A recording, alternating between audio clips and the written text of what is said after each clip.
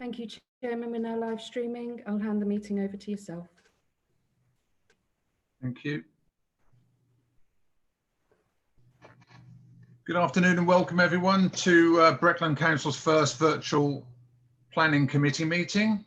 This meeting will be live streamed on the council's social media channels and will be recorded.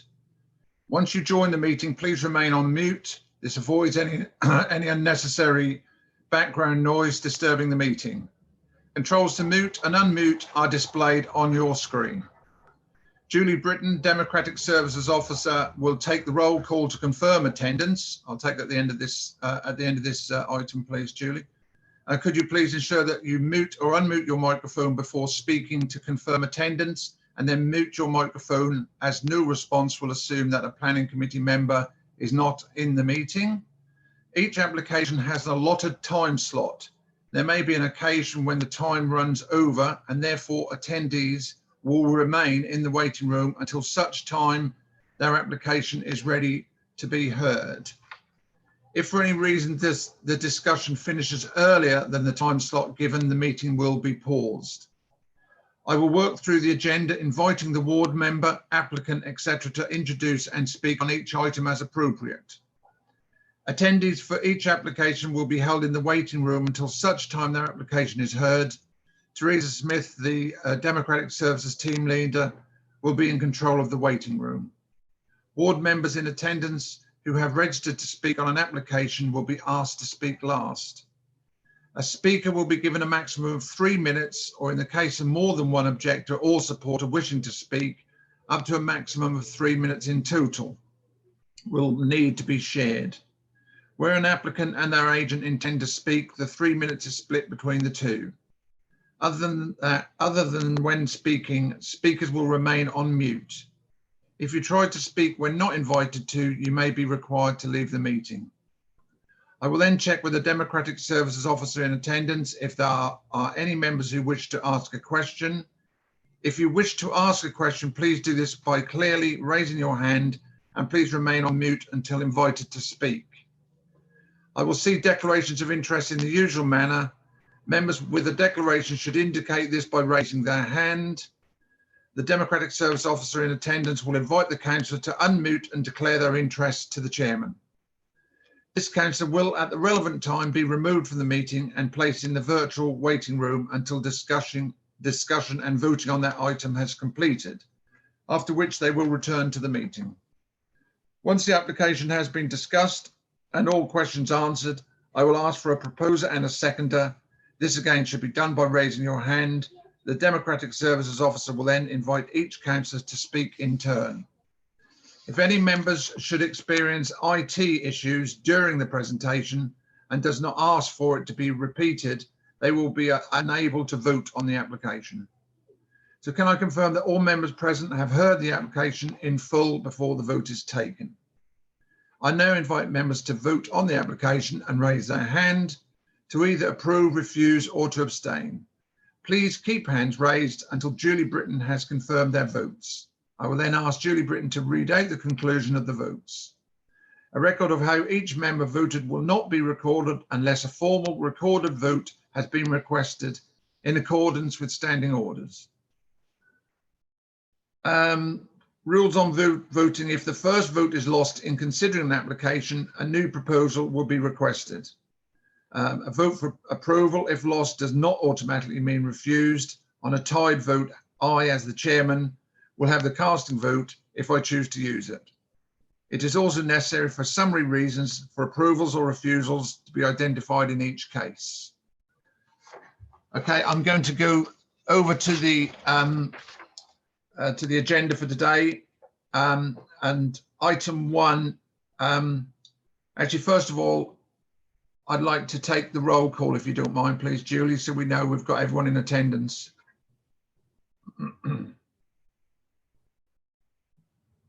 Thank you, Chairman. Councillor Wilkin. Here. Councillor Wilkinson. Here. Councillor Attewell. Here. Councillor Bowes. Here. Councillor Brame. Here. Councillor Chapman-Allen, Here. Councillor Clark,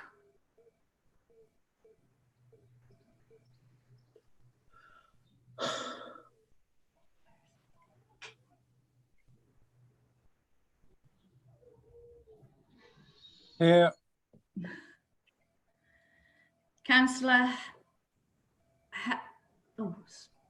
Councillor Dale. Here. Councillor Crane, Here. Councillor Dygan, Here. Councillor Keith Martin, Here. Councillor Keith Gilbert,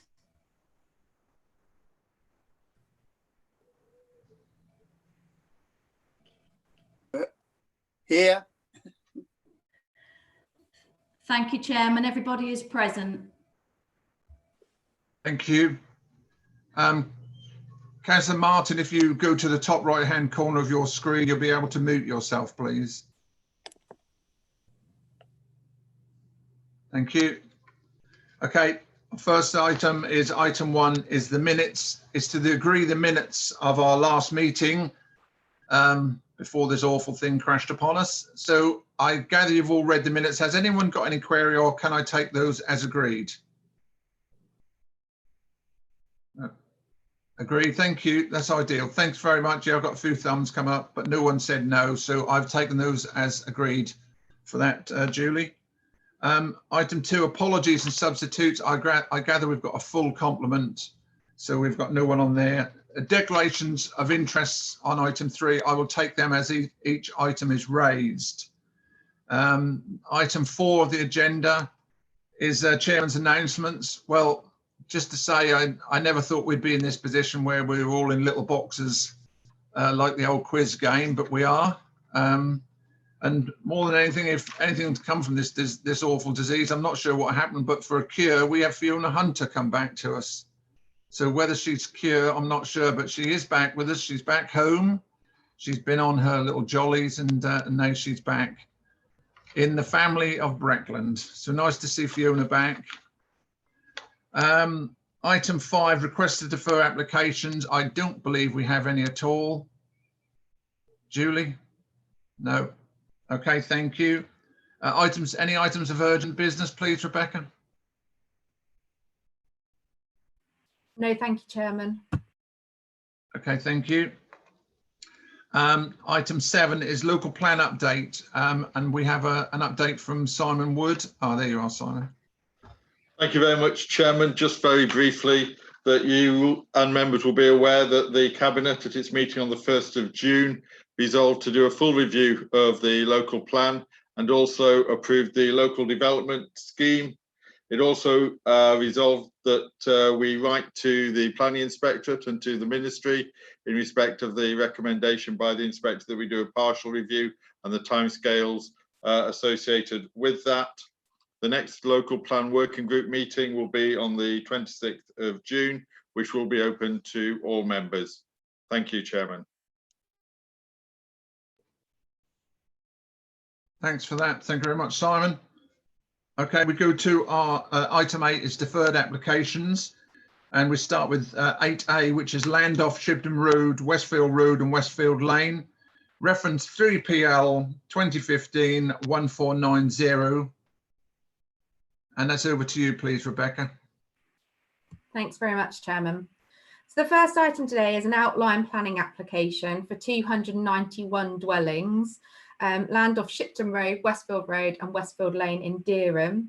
Some members may recall this application because we previously considered it on the 26th of November 2018, where members resolved to grant planning permission for the 291 dwellings, subject to the signing of a Section 106 agreement and conditions outlined in the officer report.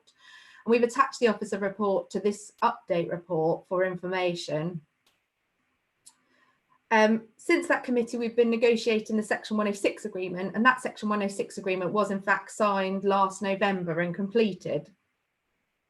However, due to the circumstances and some additional correspondence that was received, we've we've just brought this back to planning committee on the grounds of the time it's taken to negotiate the Section 106 agreement, and that there's been a material change in circumstance with the adoption of the local plan. To that end, we've assessed the application in accordance with the new local plan policies, and they're outlined in your update report.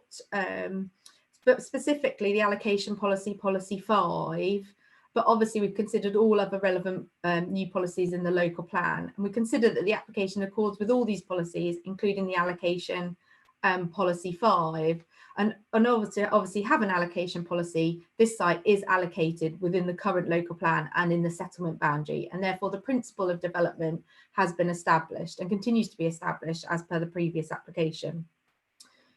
The Section 106 that I've explained that's already been completed and signed provides for 40% affordable housing, their library, education and NHS contributions. There's on-site open space and off-site open space far in excess of the minimum requirements that are set out in the local plan policy. And there's improvements to the public right of way. You'll note from the officer report that the previous committee report required a River Tud contribution. This has actually been removed from the Section 106 because it can be adequately conditioned. And you can see from your list of conditions that this is condition set 17. We have a presentation here, which is the presentation that members saw on the 26th of November 18 committee. You'll be able to see from the presentation that the application hasn't changed significantly for that committee. As I've set out, this is an outline planning application for 291 dwellings as per the previous committee recommendation. You can see an aerial photograph of the site showing that it's linking between the Westfield Lane junctions and the Dereham Road junctions. And here you can see, this was the previous settlement boundary, but of importance, you can see the allocation site outlined in yellow. And like I say, that's allocated within the local plan. So here's the red outline site location. And here we've just got some images of the site. So this is the view from the site from Shipton Road. Panning across the site, you can see it's largely relatively flat agricultural land, previously agricultural land. We're panning around the site. Here's the River Tud, and obviously I've set out about the contribution being removed from the Section 106, and now being that the works need to be undertaken, and that's outlined in condition 17. More images of the site panning round. This is the existing bridge at Westfield Lane that's going to be upgraded, one to provide the link road, and is mentioned in terms of the heritage. And you can see the site here, other side of the bridge. So here's the indicative plan. So as I say, it's outline application with all matters apart from access reserved. So matters of design, layout, scale and landscaping will all be considered at reserved matter stage. And a further indicative plan showing the site. So the members will note that since they resolved to grant planning permission, we've obviously been negotiating the Section 106 agreement. But as highlighted earlier, we've also had further correspondence from the Town Council. We've had a letter from solicitors and council on behalf of Dereham Town Council, and they've raised concerns with regards to the highways impacts of the development. The applicants have therefore been back, reviewed the application and provided some further information since the last resolution. This has been assessed by the Highways Authority, and Liz Poole from the Highways Authority is here today to answer any questions that you might have. But as you'll see from the officer's updated report, the Highways Authority have confirmed that the cumulative impacts from the development are not considered to be severe, and therefore the proposal accords with paragraph 109 of the MPPF, and therefore we are satisfied that the highways impacts have properly been addressed. They are any matters of concern have been suitably addressed by conditions, namely the inclusion of the new link road, which will not only provide relief for the development, but also provide relief for the Tavern Lane junction, which has previously been a significant concern, obviously, of the Town Council and councillors and officers here. And that link road is to be delivered on occupation of the 150th dwelling. The highways impacts up until the occupation of that 150 dwelling has also been assessed and considered acceptable based on the works that have already been done to the Tavern Lane junction. The Town Council, apologies, have also written in with further correspondence requesting that that the cycle assessment works that they previously requested to be secured.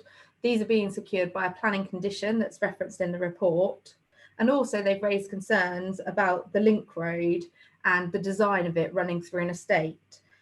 We've had discussions with the Highways Authority. Obviously, the exact design of the link road will need to be done in the Reserve Matters application, but both parties are content that a link road can be designed to take the level and type of traffic that's necessary to support this type of development, as well as being friendly to its residential environment. As I previously pointed out, matters of ecology, flood risk and drainage and heritage were all previously considered in the officer report that was presented in November. Those matters, the policy position hasn't significantly changed, and therefore we're content that the application still complies in those regards. And matters of design, landscape, amenity can all be assessed appropriately at reserve matters stage. On the grounds that the principle of this application has been established through the granting of the outline planning, through the allocation in the local plan, officers do not feel that there's been a significant change in circumstance from the previous resolution to grant, and therefore we're recommending this one for approval. Thank you, Chairman. Thank you very much for the presentation. I've got a list of speakers now who wish to comment on this item. So my first one is Tony Needham, who's the clerk to the Dereham Town Council. Mr. Needham, you have 3 minutes, sir. Thank you, Mr. Chairman. I would like the committee to ensure that a small number of matters are included within the decision notice and taken into account in reserved matters. The first one is that the cycling assessment must have full regard to any walking and cycling strategy for Dereham. A cycling assessment will be completed as part of reserved matters. As things stands, there is nothing to compel the applicant to actually carry out any improvements. The applicant must do an assessment, but there doesn't appear to be anything to compel them to actually doing any off-site works. Dereham Town Council, with Norfolk County Council, Highways England and Sustrans are preparing a comprehensive walking and cycling strategy for Dereham. Currently, there is nothing to compel the applicant to have any regard to these strategies when they are completed. I'm asking the committee to ensure that the reserved matters application gives full regard to any walking and cycling strategies. Second point, at reserved matters stage, the applicant must work with the Town Council on open space provision and have regard to its playing pitch strategy. A community sports pitch has appeared in the 106 agreement with no evidence to support the type of pitch, size of pitch or its facilities. The Town Council is in the process of preparing a playing pitch strategy that will identify exactly what type of pitch is needed. At the reserved matters stage, the applicant must work with the Town Council and have regard to the evidence from the playing pitch strategy. As things stand, the indicative layout does not necessarily provide the best playing space. The third point is the Town Council gets the option to take on the open space before it can go to a management company. Normally, the Town Council gets first refusal before open space is handed to a management company. The 106 agreement seems to be worded in a way that allows the open space to be transferred directly to a management company. This needs to be corrected to give the Town Council first refusal on any open space. Fourth point, the committee should confirm that the new bridge will be wide enough for HGVs and there will be a cycle link over the bridge and it can actually be delivered. The carriageway on the bridge is 5.5 metres wide. A bus or HGV is 3 metres wide. If two HGVs pass each other on the bridge, they will need at least 6 metres of road space on a carriageway which is 5.5 metres wide. They only have one way to go, and that is on the pavement. The pavement leading up to the bridge will be 4 metres wide and have space for cyclists. The pavement on the bridge is only 1.8 metres wide with no space for cyclists. You seem to be replacing a bridge which is a danger to pedestrians from cars with another bridge which is a danger to pedestrians from lorries. Please make sure that the bridge is wide enough for the traffic that will be using it. My last point is to check whether there is land available to widen the bridge. While the highways boundary map shows land for highways, the land registry entry adjacent to the land does not show any highways land. So I'm just checking whether anybody has actually checked the land is available and not just relying on the highways map.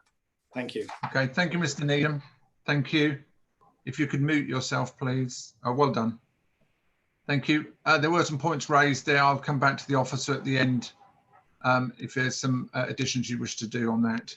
My next speaker I've got is Helen Freyer, and you have 3 minutes, please. Thank you. I'm a local resident. I live in Boyd Avenue. I object to this planning application as I know that the majority of the local residents do, as been shown by the sheer force of letters that have been sent in since it was first put forward. But rather than focusing on these objections, the details of which will be well known to you, I'd like to focus on the proposed link road if this development, heaven forbid, were to go ahead. This link road is intended to move the traffic between Shipton and Yaxham roads. This means it will be taking traffic of all sizes, including lorries and other heavy vehicles. However, the plans currently show this road going straight through the middle of the new development and along part of the currently very quiet rural part of Westfield Road. It is madness to design a main road like that to go through the very centre of a housing development with the traffic danger, air pollution and noise that will accompany it. These houses will be occupied by families, and to bisect the development with a link road is ridiculous. And the impact this road will have on the existing residents that side of Boyd Avenue will be enormous and unacceptable. It would be far more appropriate and safe for the link road to run along the south edge of the new houses.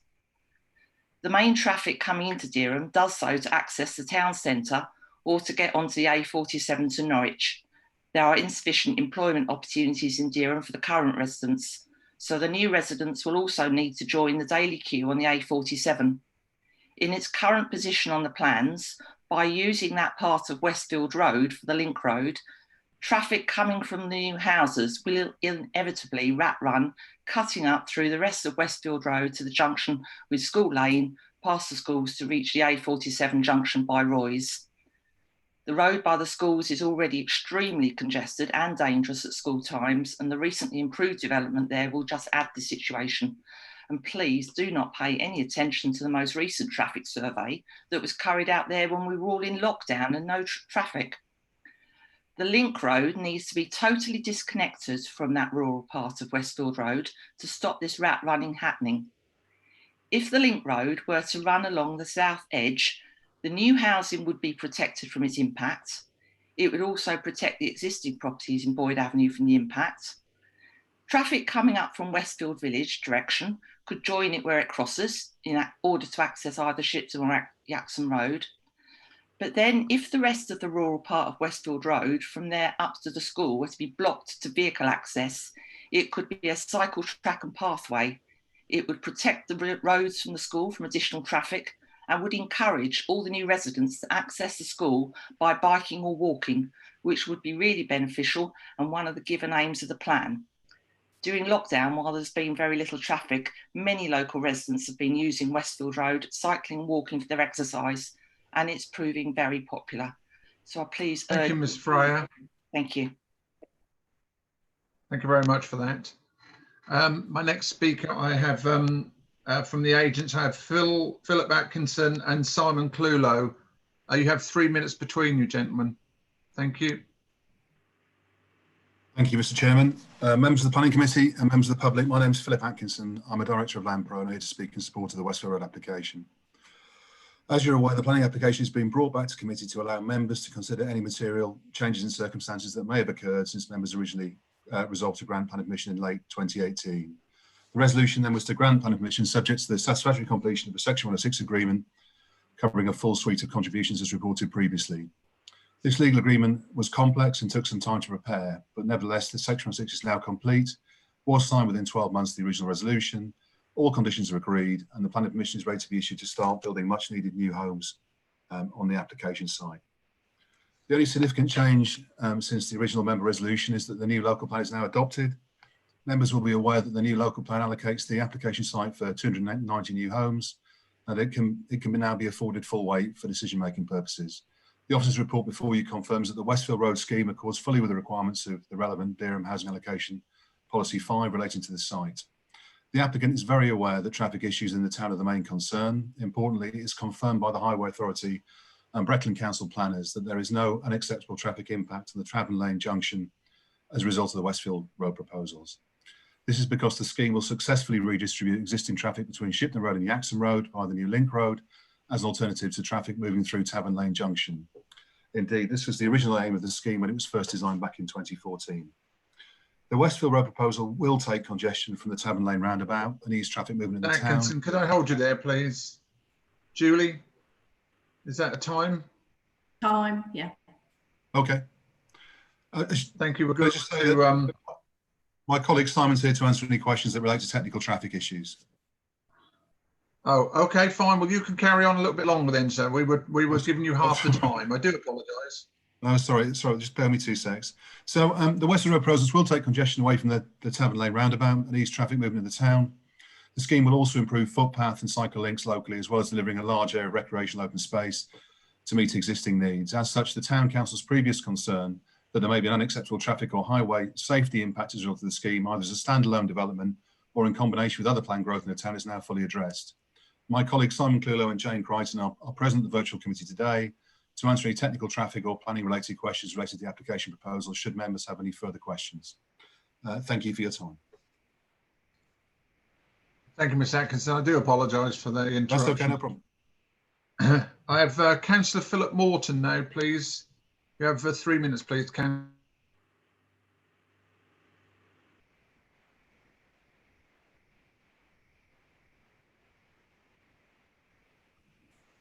Top right-hand corner should... Sorry, yeah, I've just got there. Thank you, Chairman. My objection to this development is around the interpretation of NPPF 109, which calls for development to be approved unless the residual cumulative impact will be severe. It was accepted previously that Tavern Lane was at capacity and that improvements would have to be made, such as a signalised roundabout. However, after the approval was granted, this was deemed to be too costly. Minor improvements have been delivered with changes to traffic lights, but the proposed solution is a link road running through the estate, dividing houses and facilities. There is a real danger this could act as a rat run, with HGVs joining other extra traffic on Shipton Road and Stone Road. This is not satisfactory, and I ask the committee to put in place conditions that align with NPPF 110 to create places that are safe, secure and attractive, which minimise the scope for conflicts between pedestrians, cyclists and vehicles. This could be a change to the indicative layout, moving the link road to the southern end of the estate. The encouragement of cycles and new modes of transport, such as e-bikes and e-scooters, could become more important to cope with COVID and climate change. This needs to be included into plans for the future. I note there is a travel plan and cycling assessment included in reserved matters, and I welcome this, but urge that these are coordinated with other studies being undertaken for Dereham to ensure NPPF 103 and 110 are fulfilled. It will not be sufficient to have a plan that ignores the Tavern Lane area and leaves cyclists and pedestrians to make their own way in a dangerous, congested and polluted area. The planning inspector called for the local plan to introduce more measures to mitigate climate change, and I believe this has become more important over a short period of time. The government target is for zero carbon by 2050, and with this in mind, I urge the committee to adopt the highest possible energy efficiency standards for this development and fulfil Building Regulation 25B in full at the time of construction. I'd also like to propose that discussions be held with the developer to see whether zero carbon houses could be trialled on the estate. It is critical that we start building now houses that are close to zero carbon if we are to make progress towards the government target. Thank you. Thank you for that, Councillor. Rebecca, would you like to come back on some of those issues, or at the end after we've had questions from the members? I can come back if you like, Chairman. So I'll go in order of what I heard, and you can obviously pick up any additional ones. So the Town Council spoke about having full regard to the deer and walking and cycling statement and assessment. Well, obviously, it will depend on the status, apologies, of the document at the time that we come to make a decision on the reserved matters application. So obviously, if it's progressed to an adopted document, it will be a material planning consideration in the determination of the application. If it's accepted and assessed by the local planning authority, it would have more weight. And obviously, if it becomes part of any future revision or update to the local plan, then obviously it would have full weight in the determination process. So obviously, if the walking and cycling assessment is complete at that stage, then it will be a material consideration, but it just very much depends what weight we give to it. But it would be taken into account as a material consideration if adopted by those parties. They also mentioned that they were in the process of doing a play and pitch strategy. Obviously, with regards to the Section 106 agreement, this is our only opportunity to set out what the development must provide. And therefore, the assessment is made on the documents and information that we have available at this time. We won't be able to update that, but obviously with the reserved matters application, we can update the design and change it. And part of the Section 106 agreement is to submit a detailed design of that community sports pitch. So we have a certain degree of flexibility that we can update the design of it, but we must set out the requirements of the Section 106 at outline stage. I'll leave the debate on the highways about the new bridge, and Nigel, if it's acceptable to use, perhaps Liz can come in on that, if it's acceptable for you. The only other matter that Councillor Morton raised was about the Link Run road. Well, I remind officers that the plans are, as they set out, indicative. We're only considering access at this stage, and therefore the actual design of the link road as set out in the officer report will match that of its residential surroundings, and it will be up to the applicants to demonstrate that that link road is appropriate in terms of its surroundings at reserved matter stage, and that will be the correct stage to consider it. With regards to moving it to the south, usually in order to slow traffic down, and we've said in the report there'd be a 30-mile-an-hour road of an appropriate design, it's better to have it in the middle of a residential development. Then you have residential roads coming off it, and you have the ability to slow traffic down in other ways. If you push a road out to the extent of the development, they're more likely to become the rat ones that we're worried about, that have been mentioned in the concerns and comments of the people that have raised those. So our preference would be to work with the developers to get an appropriately designed road that runs through the centre of the development with residential estates and etc. coming off it. That will help reduce vehicle speeds with some residential frontage as well. And like I say, the road will be designed appropriate for those surroundings. Finally, with regards to the energy efficiency, members will be well aware that the local plan does not have a policy in this to require less than the building regs. But obviously the new development will need to meet the building regs at that time. The applicants will need to discharge conditions, submit a reserved matters application. So if for any reason there's a change in those energy requirement policies, then the new development will need to follow it, the current regulations at that time. Is that okay, Chairman? Did that cover all the points? Yes, thanks very much. I'll take Liz Poole at the end after, because I'm sure members may raise questions.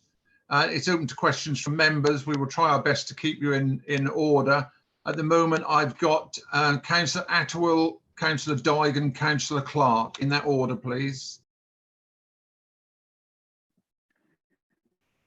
Thank you, Chairman. First question, I'd like a little bit of advice from Mike Horn, please. The Section 106 agreement causes me a little bit of concern. Is there a reason why that was signed 2 days before the local plan was adopted? Does seem hasty. We've now got a situation where we've got a Section 106 agreement that seems to be signed. It's on the planning portal dated the 26th of November. we agreed the local plan on the 28th of November. So we've got a situation where we've got a legal agreement that was signed basically under old policies, and we've got a plan application that we're looking at under new policies. Normally the 106 would get signed after the permission is granted. So I just want to know, is there a problem with that? Is that something that needs to be revisited? And if you wouldn't mind just answering that, Mike, and then I've got a couple of questions for Becky, please. 2 questions. No reason whatsoever as to why that happened. As you heard in the presentation, the 106 was a long time coming in negotiation, and that's just how the dates panned out. I don't think, and I'm pretty confident that there's no other reason. On your second question, that does not make the Section 106 in any way defective or weak, provided that, as we are now doing, we are reconsidering the matter in light of the new policies. Okay, so if I could just come back on that then. So if I went to page 24, I think, 25 of the Section 106 agreement, I'll just scroll down my screen, bear with me. It mentions that land to be set aside and used as public open space, which may include areas for sport, play, allotments, green infrastructure and other recreational facilities, in line with open space policies being in aggregate 12.63 hectares and to be provided within the site. Now, was that figure, was that based on old policies, or is that based on the new local plan policies? Because I believe with the new local plan policies, open space provision, actually, that you would have a bit more. Okay, can I ask Rebecca to answer that, please? What I would remind members is they're providing open space well in excess of the current local plan policy. So over 8 hectares more than the current local plan policy. So a standard Section 106 agreement would usually say that they provide open space in accordance with the adopted policy at that time. These are well over providing on open space, and therefore you've got actual figures in the Section 106 agreement for the types of open space rather than just in accordance with policy. So if it was in accordance with the current local plan policy, we'd lose at least 8 hectares of open space. But this 106 agreement doesn't specify how much space will be provided for sports provision, how much space will be provided for actual open green space, does it? It doesn't say that. It just gives you an overall figure. And I appreciate what you're saying, that it's over what we would normally expect, but I would have expected a 106, where a 106 mentions open space, etc. I would have expected there to have been some figures in there for the size of what that space should have been. On any 106 I've ever seen, that's standard practice. The other thing I want to come on to is if I go back to page 14 on the Section 106, affordable housing. There's a clause in here that gives me cause for concern, so I'll read this. The construction and provision of affordable dwellings on the site equating to 40% of the total number of dwellings, brackets, or such other percentage as the council may agree, close brackets, in accordance with the affordable housing mix. So is it 40%? Or is it going to be the applicant's going to come back and there's going to be an officer who's going to make that decision? Because that's a concern to me. 40% was in our old policies. As you know, 40% is not in the new policies. Okay, Rebecca, please. Section 106 requires 40% to be submitted. If the applicants want to come back and vary that amount, they absolutely can do through a variation of obligation, and it will be considered in the normal way. And that would come back to committee, would it? No, it will be considered in the normal way in accordance with the council's adopted scheme of delegation. Right, hang on, excuse me. This is the biggest housing development in Dereham by a mile for many years, okay? I think the people of Dereham would find it incredible that detail like that, we can't guarantee that that will come back to committee. Because there's also a lot of talk in this document about the nominated officer. things will be decided by the council's nominated officer. I'm really uncomfortable with that. I think for the sake of the people of Dereham, this is a controversial application. I do think that any matters regarding reserved matters, changes to this 106 agreement, that should come back to the planning committee for transparency, if nothing else. And I would hope that members would agree with me on that. I've also just want to wrap up by saying I have got some concerns about the link roads. Much is made in the report about how this is going to alleviate traffic that wants to head towards Norwich.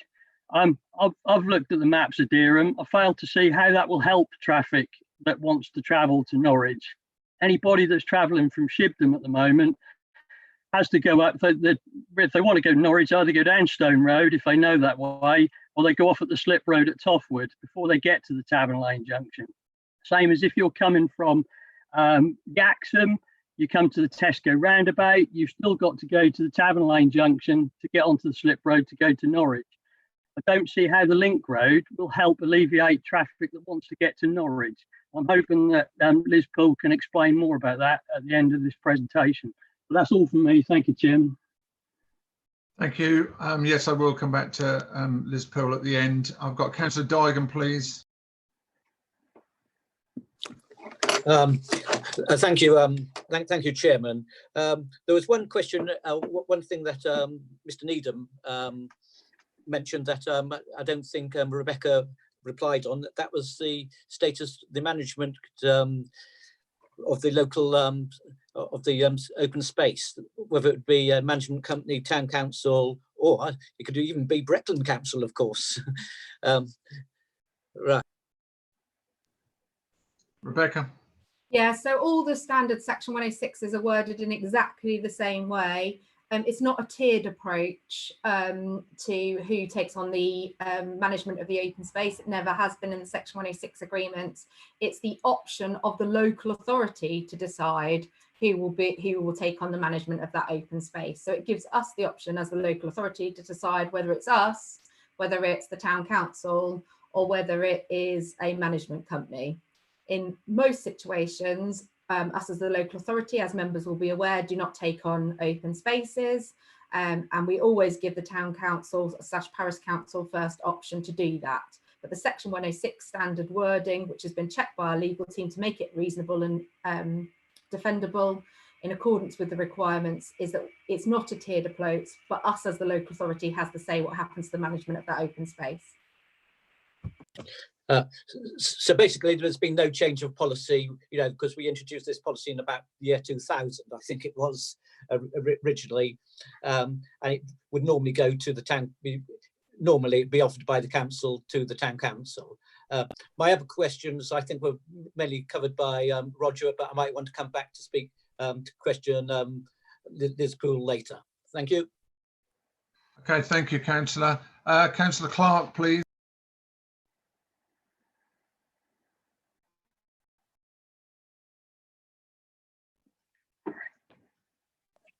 First involved over 10 years ago.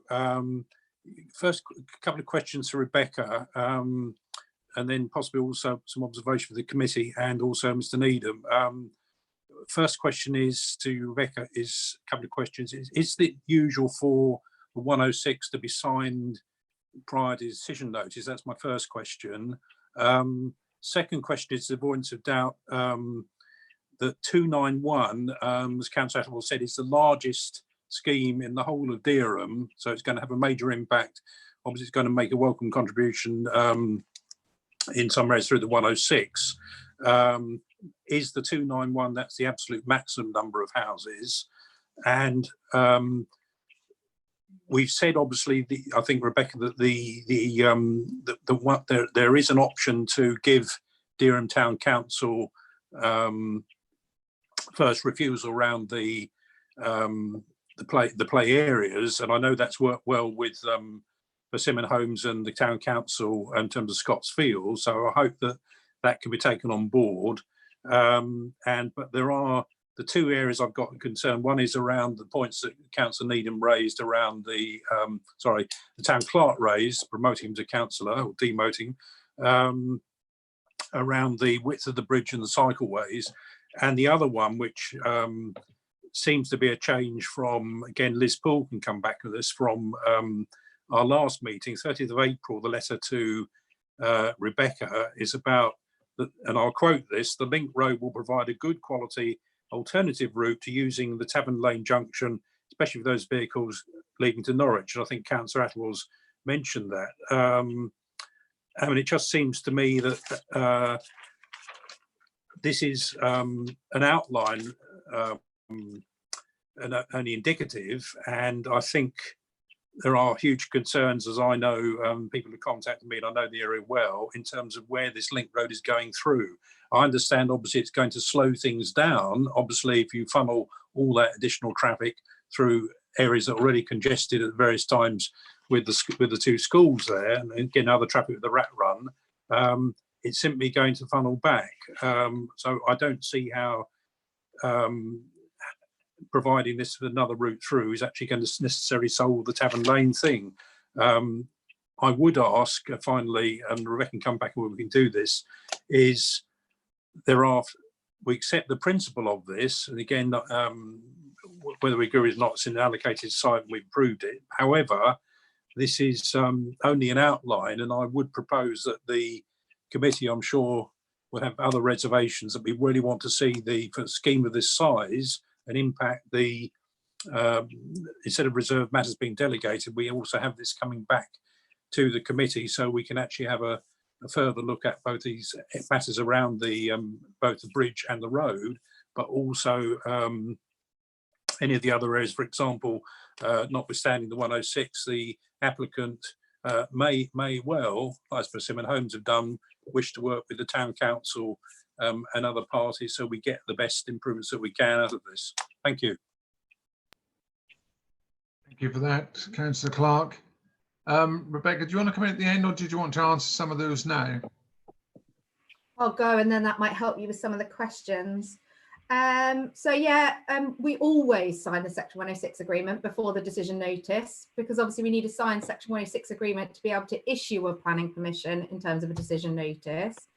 And we've seen a couple of these applications that have taken a long time to negotiate the Section 106. There's been a number of detailed matters, additional matters in here, such as the additional open space and how we pay for that, and how we get a suitable contribution. So some of these have taken a long time to sign. They're signed as soon as practically possible, so the dates aren't relevant in terms of policies adoption, or they're just signed as soon as practically possible. But it is really normal to sign a Section 106 before the decision notice. The reason you're not seeing this today is obviously we've had the COVID-19, so we've not had a committee for a long time. And before then, we weren't taking any housing applications to committee, if members recall, from November into the new year, because we were getting to grips with the local plan policies. So yes, this was signed, Section 106 was signed, but it was signed with insurance that it was in compliance with the new local plan. And we were giving that some weight, don't forget members, before November when it was formally adopted. So it was ensured that the Section 106, and you can see from the officer report that development complies with those relevant policies. The 291 is the number of this application, so that's what they've applied for. The number is in the description of development, so that's what they've applied for. The allocation is for 290 dwellings. Obviously, the applicants could come back and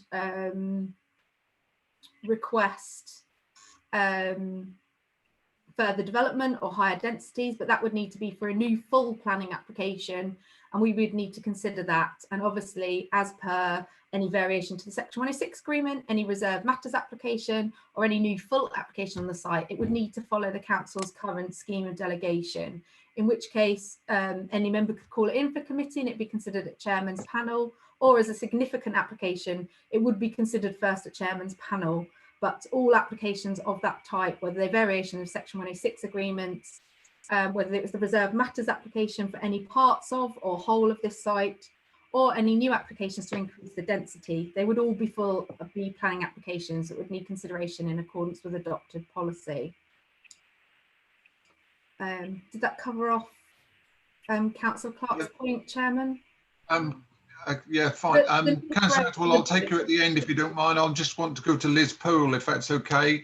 Liz, I saw you sort of furiously jotting things down, so I hope you're prepared to just try and smooth off some of the questions that the members have asked. Yes, sorry, I've got a little bit short on desk space, so I'm not being rude, but I just need to turn to what I made notes on. So first of all, there was a comment about the roundabout, signalised roundabout, the Tavern Lane Junction that was raised. This is just not deliverable. It requires third-party land and it would require a fair amount of Roy's car park. So that's kind of why it's been dropped off the radar. Also, I just point out that my internet through County Hall is really poor today. So if I cut in and out, that's why. A point was made about the link road, the width of the link road. So a maximum width of an HGV is 2.55 metres, excluding its wing mirrors, unless it's refrigerated, in which case it's 2.6 metres. If it's wider than 2.9 metres, it would be considered an abnormal road.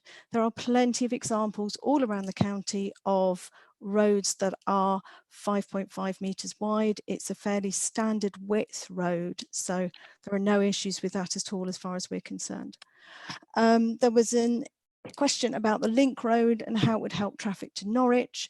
The main reason being that if you're coming up from Yaxham, you'll be able to use the link road to go across to Shipton Road, then up to the on-slip onto the A47, as opposed to having to queue all the way through the Tavern Lane Junction, which the Town Council in particular have obviously raised and we're aware of, does have significant problems, although probably not at the moment, but is known to be a significant congestion hotspot.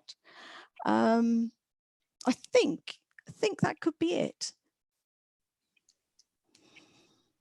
Okay, thanks. We may come back to you. I've actually got Councillor Gilbert. I do apologise, Councillor Gilbert, I didn't have you up. If you'd like to just make your... Yeah, thank you, Mr. Chairman. Yeah, it's a couple of highways issues. The first one is it possible, is the link road being made to a standard to take HGVs through a housing estate, or could we negotiate a road which is restricted so that HGVs can't use it? I would have thought personally that's a more sensible thing, going through a housing estate. And the other one is actually it's a highways issue, but not for the highways. It's hedgehog highways. These are being included more and more. I saw something the other day which was about biodiversity and building in things like nesting net boxes for swifts and things like that. Another one is the hedgehogs. It's basically the hole in the fence. Could we negotiate with the developer just to look into that? And it does an awful lot to increase hedgehog population. Thank you. Thanks, Councillor. I think I'll come back at the end, Liz. Councillor Atwell, if you can make it brief.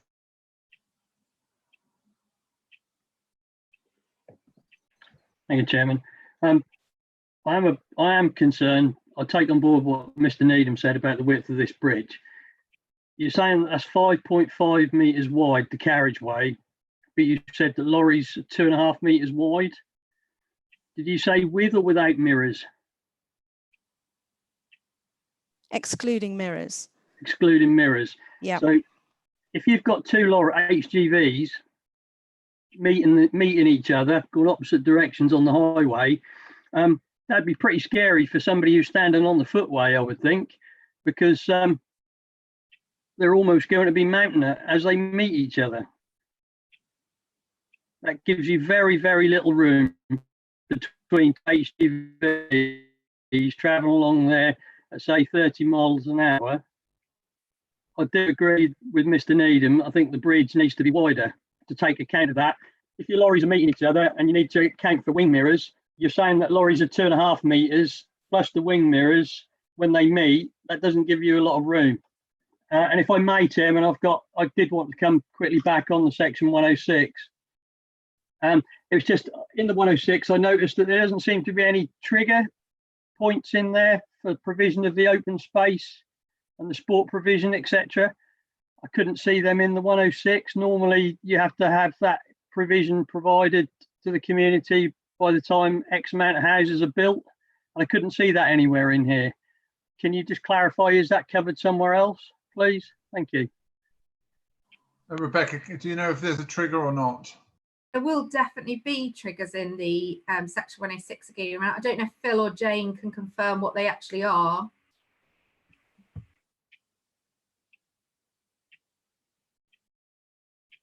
Unfortunately, I don't have the document in front of me, Rebecca, but there definitely are triggers. I can't remember if they're conditioned or in the they're in the 106. I think it's tied in with the phasing plan, which is Section 106 requirement. Okay, that's fine. Thanks. There is a phasing issue. I've got Councillor.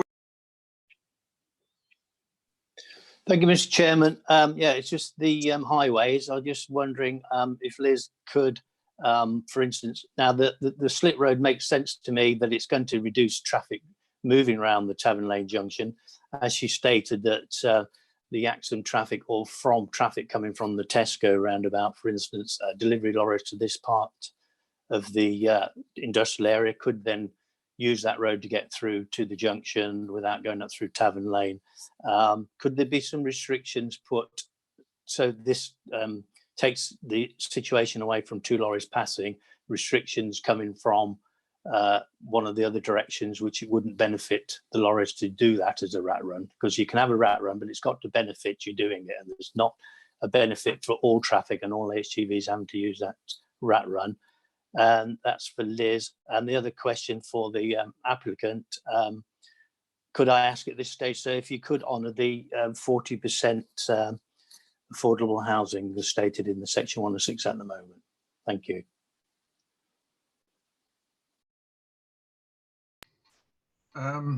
Liz, do you want to answer yours first?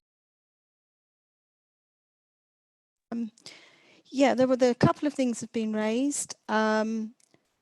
The link road will be designed to cater for HGVs, as in the construction. That's been raised. We would be design checking any scheme that came forward, so it will be built to our standard, which will take into account the ability to cater for highways, to cater for HGVs. The width of the bridge, I appreciate there is a concern. I mean, I'm happy to have a chat with the applicant to see if they think there's anything that they can do to increase the width of the bridge. But I would imagine it's going to be down to land and how much land they've got in order to deliver the bridge in its proposed format. I wasn't quite sure what Councillor Wilkinson was asking me, so I'm really sorry. You cut out a few times while I was trying to listen. So if you could repeat the question, that would be a great help. Yeah, the same with me. I thought you might have got it. I thought it was just me. Councillor Wilkinson, please. Yeah, thank you, Mr. Chairman. Yeah, my point was the link road is going to be beneficial because it will take traffic away from the Tavern Lane junction. There is options of it being a rat run through an access through, like Liz said earlier, to the eastbound junction of the A47, but there's no benefit of probably the traffic coming from the other way. So is there a chance is there a reason that they could have restrictions on the road so it's only HGV one way, which would benefit the traffic missing out the junction, Tavern Lane junction? Okay, I'm not honestly sure, to tell you the truth. There could be a benefit to it. However, if you were travelling, if you'd come off of the A47 from Swaffham, you would come off at that junction, and then you were going to Yaxham. It gives you the option of going down across the new link road across to the Yaxham road. I'm not sure whether to actually try and restrict the way that the link road works would really do justice and bring forward the full benefit that the link road can bring. So instead of coming off at that junction and turning right and having to go through Tavern Lane to come right to come back down that Yaxham road, you'd be able to go left, use the link road and down to Yaxham road that way. So I'm not quite sure if there really would be that much of a benefit. I don't know whether the applicant wants to comment on that or not. Just 1 second. Could I just ask Mike Horn to come in? Could I please ask for a further clarification of Liz Paul's answer to Councillor Attewell's point concerning the width of the lorries? The point Councillor Attewell made was that when you add both of the lorries coming towards each other with wing mirrors, that is very tight. Your response to that, Liz, was that we could see whether there is any possibility of getting further land. What I think we need to know is, in your expert opinion, is it satisfactory as it presently has been designed, in your expert opinion? Yes, it is. Government advice over many, many years, based on research by TRL, has stated that 5.5 metres is wide enough for 2 HGVs to pass. Most of our rural roads around the county are 5.5 metres wide or 5 metres wide. A road has to be 5 metres wide for a white line to be put down the middle of it. And it doesn't allow, obviously, for bends, you know, but on the width of the link road, we would widen out on the bends to make sure that the lorries can pass. But generally, on a straight, it is acceptable for 2 lorries to pass on a 5.5 metre wide road. So, for your point in response initially was, well, obviously, if we could get it right, wider than so much the better, things stand. I'm not sure what's happening there, Mike, but you've become a Dalek for some reason. Can you hear me now? Yeah. Okay. So the point I made is that therefore your previous response, which was, well, we could see if we could make it wider, is obviously preferable, but there is no need to do so in terms of what is there at present being in any way defective. That's correct.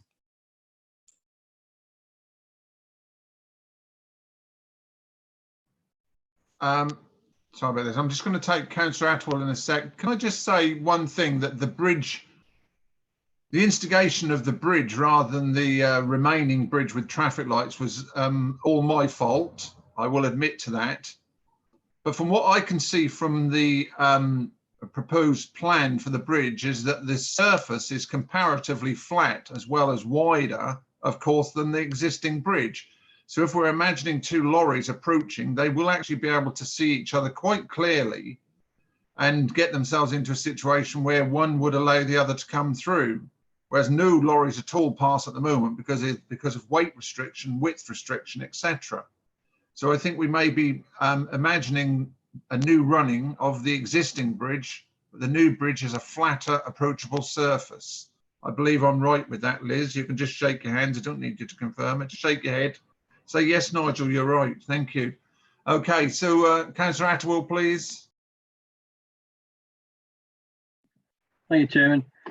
Just to clarify, coming back on Mike's point, the standard width of an HGV lorry, according to the drawings I've got here, is 2.5 metres, and you allow 1/4 metre each side for wing mirrors. That makes the total width of an HGV lorry 3 metres.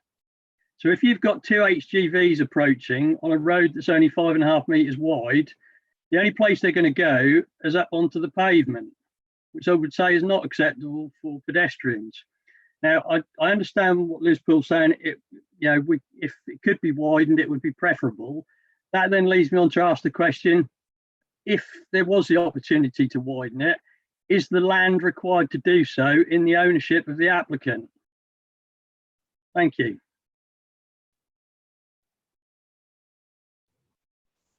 Okay, I've got Councillor Dye Thank you, Chairman. I was wanting to really ask Liz to comment on Mrs. Freya's comments about the link road going through the middle of the estate rather than actually at the edge of the estate. Let's say like the Drayton Hall lane goes to the outside of the Scarning estate rather than through it. And I'd have thought I'd rather have traffic going slightly faster when it's not anywhere near any children crossing roads or old people crossing roads rather than going through. But if that has to go through the estate, what sort of mitigation measures can we ask for to lessen the impact on the residents?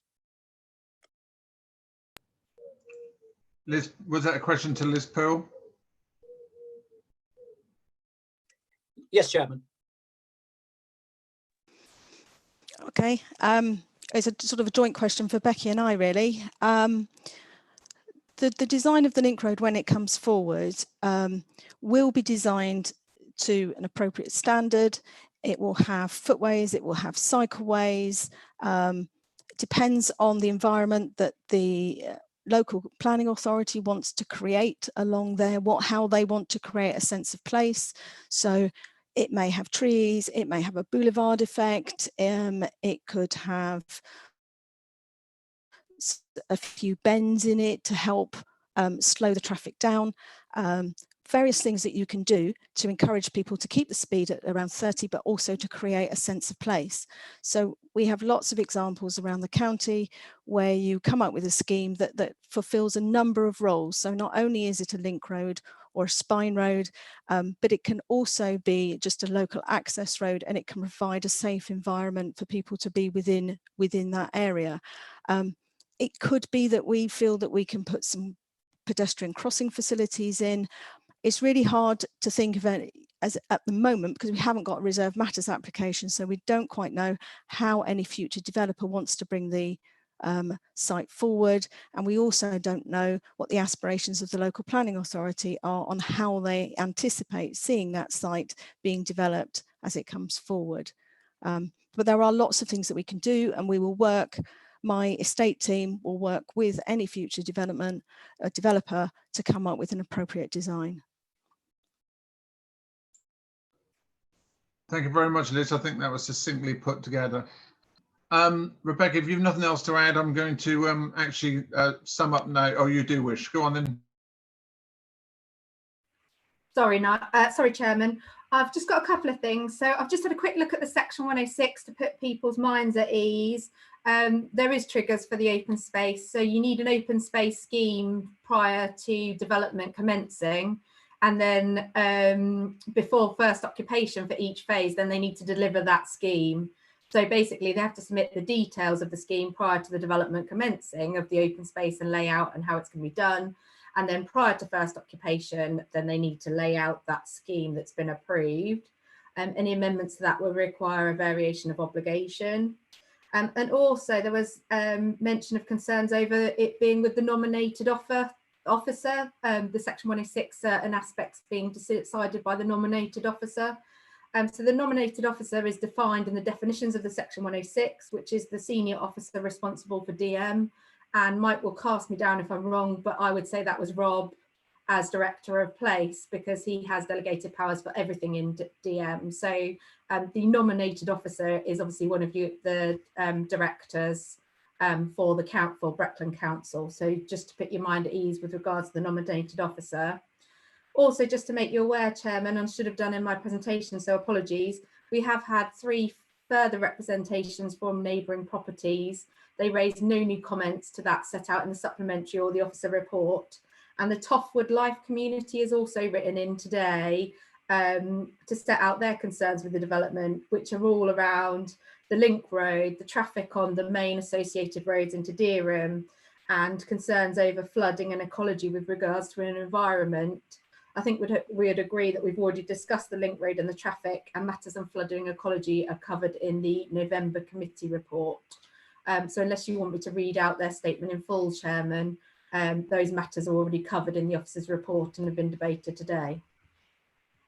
No, I'm okay with that at the moment. Thank you very much. I have actually got 3 more people who've come up to speak, so I need to take, and then we're going to go to the vote. So I've got Councillor Chapman-Allen, and Councillor Wilkinson and Councillor, oh no, I've done that one. Councillor Clark, only if it's brief, please, but Councillor Chapman Allen. Chairman, yes, could you, just for clarification, answer me? Are we always advised to note expert advice? That's my question to you, Chairman. Yeah. Yes. That's it. Thank you. Okay, Councillor Wilkinson, please. No, Chairman, I'm sorry. Oh, sorry. That was starting it off as a question. So therefore, we have an expert from the Highways of Norfolk County Council. Now, I hear the Town Council's concerns regarding traffic and the councillor's concerns regarding the bridge, but we are not experts. And I am content to go with the expert advice that we've heard from the County Council officer. Thank you, Chairman. Thank you. Councillor Wilkinson, please. Yeah, thank you, Mr. Chairman. It was my original question. I did ask two at the same time, one to Liz and one to the Land Pro agent, if it's possible, if it's in his remit, in attendance this morning, could he say if he would honour the Section 106 agreement for 40% social housing? And I am really happy to accept the experts. Thank you for that, Councillor Wilkinson. I'm not sure whether to take Mike Horn or Rebecca, but I think I'll take Rebecca because I get a nice softer answer. Sorry, Chairman, I was going to say take Mike. I assume we're going to say the same thing. Right, let's let the Rottweiler out of the kennel. Right. The Section 106 is a binding agreement unless or until it is changed. You do not require, indeed it is totally inappropriate to require the land agent at committee to ask it to confirm that they're going to comply with the 106. They have a legal duty to. Yes, thank you for that. I think the difference would be that we are on TV now, and it's completely different from being in the room. I did have Councillor Clark, please make it very brief because I want to go to the vote because we have people waiting for.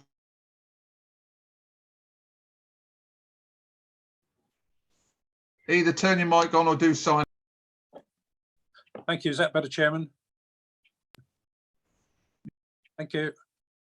Yeah, just picking up on Liz Paul's comments about mitigation, if the link road goes down the route that's proposed rather than the southern boundary, which is obviously preferable in terms of the local community, is I would propose, when you can do this in your summing up, or I'll propose then that we have coming back reserved matters as this is indicative layout, because the things that Liz was talking about, the mitigation with crossings and things on the route that's currently proposed, I think members would be, notwithstanding the expertise of our highways officers, there's also work to be done between ourselves and the planning authority and highways as well, quite clearly. So I think I certainly would be happy if we could have this brought back, reserved matters back to the committee. Thank you, Chairman. Thanks for that, Councillor. I think that was probably a foregone conclusion that the size and the detail of this will come back to committee even at reserved matter stage. That's understandable. Okay, thank you. I think we've exercised this more than we imagined we would. So I'm actually going to go to the, oh, hang on. Yes, we did have a problem. We've lost Councillor Brame. I believe that's what you're holding your hand up for. No, it's Councillor Keith Martin had his hand up. He wished to speak. Oh, okay. I didn't realise that because he's a little bit better now, but he was in the dark for a long while. Councillor Martin, please make it very brief. Yeah, just brief, Mr. Chairman. Becky was saying about the 106 trigger points. I hope that if the development goes ahead, that they will have a very soon trigger point for the bridge to be constructed and done. Thank you. Yeah, it's an issue I raised the other day that is part of the full application, not to worry. That was a concern of mine. I believe I have all my members on screen at the moment. I hope I have. Oh. Well, I've got you, Councillor Attwood, so why are you waving? Now you're frozen. Councillor Atwell, what's happening? No, it's just quick. It's quickly to note, Chairman, that actually Councillor Martin's just mentioned a trigger for the bridge. I think that's a condition that the bridge has got to be done by the time the 150th house is completed. So most, sizable part of the development has got to be finished, and then the road can be done. And I would just like to say nobody's answered my question about the land ownership if the bridge is widened. Thank you. Becky. The land ownership will be a matter for the applicant to consider in the event that they needed additional land to accommodate the highways requirements in terms of its delivery. Okay, thank you. Mike, please, Mike Horn. But the point being, adding to what Becky had just said, that Liz Poole has kindly advised unequivocally that in her professional opinion, the bridge is wide enough as it is already. Yes, thank you. Okay, I think this is time now. I'd like to just take the decision, if you don't mind. So with regards to this item at Dereham, Westfield Road, Westfield Lane, reference 3PL 2015-1490. Rebecca, you're waving again before I take it. Far away. Are you going to ask them whether they've all been present for the whole item first? I've got them all here now. I lost Councillor Brame for a short time. Councillor Brame, did you hear all of the presentation?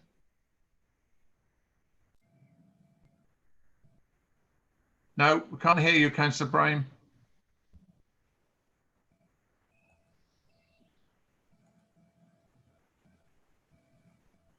Yes, I had trouble with the broadband, and it went. So I turned my video off so I could hear better. But yeah, that's fine. Heard it all. But you've been fully appraised. You've been fully appraised of everything that's taken place. I have. Thank you. And I've got all my other members up here. As long as Democratic Service can keep an eye on who's voting. Julie, please take the numbers, please. Mm-hmm. So with regards to that item 3PL 2015-1490, in outline format, your officer's recommendation is one of approval. Can I have a show of hands that you agree with the officers of approval, please?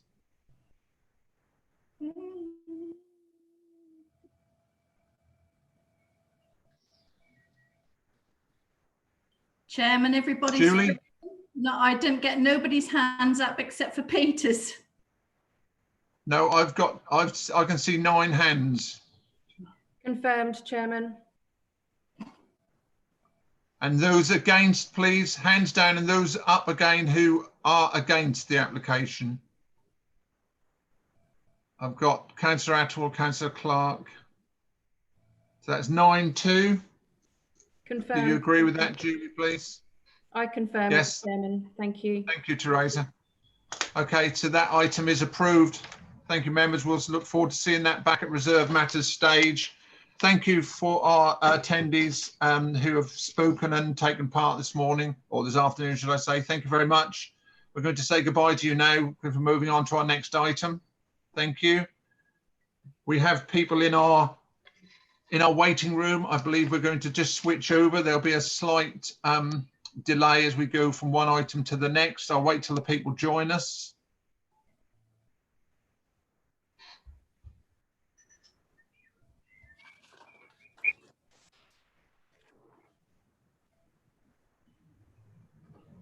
This is both speakers for the Rocklands applications now joined.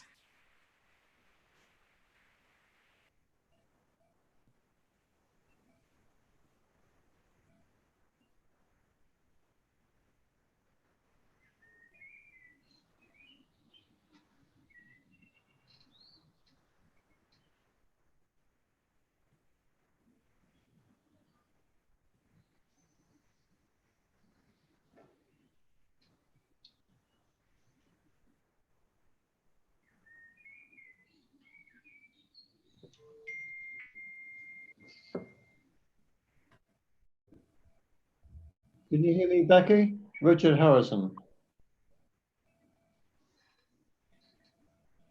Mr. Harrison, we can't visually see you. I'm not sure what you're doing. You need to press onto video, I believe.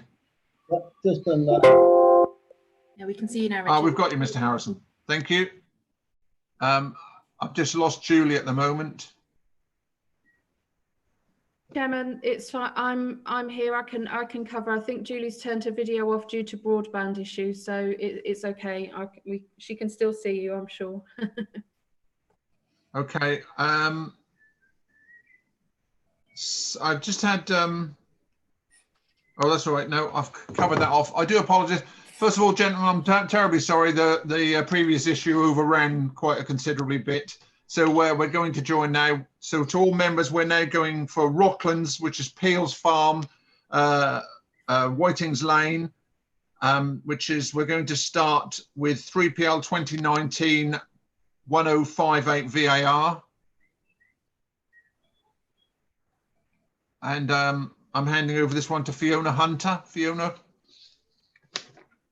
Good afternoon. This is retrospective variation of condition application seeking to regulise the pig rearing development at Peel's Farm, Whitings Lane, Rocklands.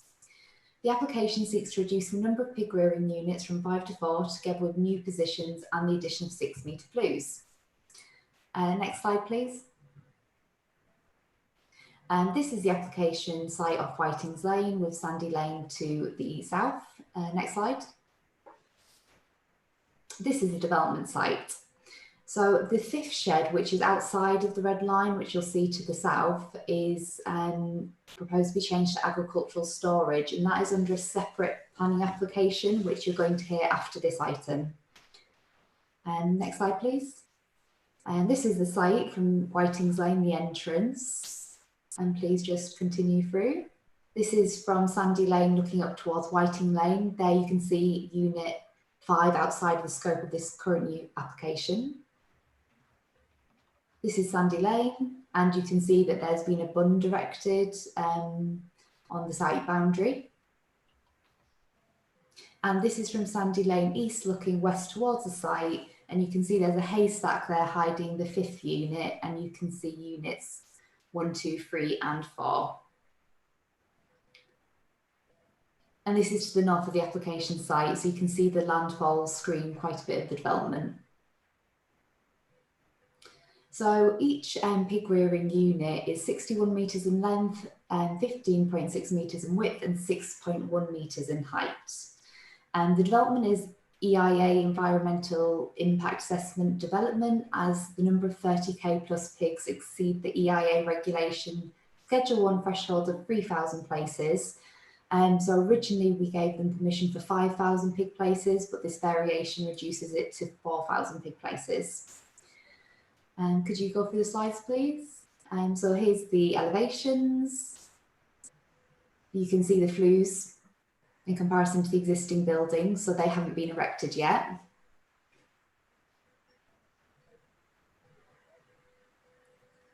Thank you.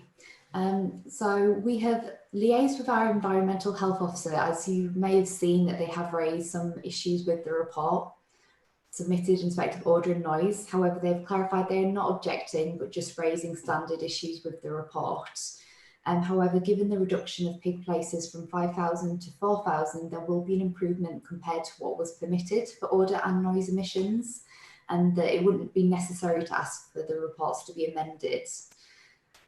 It's also worth being aware that the development is controlled by the environmental permitting regime of the EA, and that paragraph 183 of the NPPF advises planning decisions should not duplicate separate pollution control regimes, and decisions should assume that these regimes, such as in our case, the environmental permits, will operate effectively.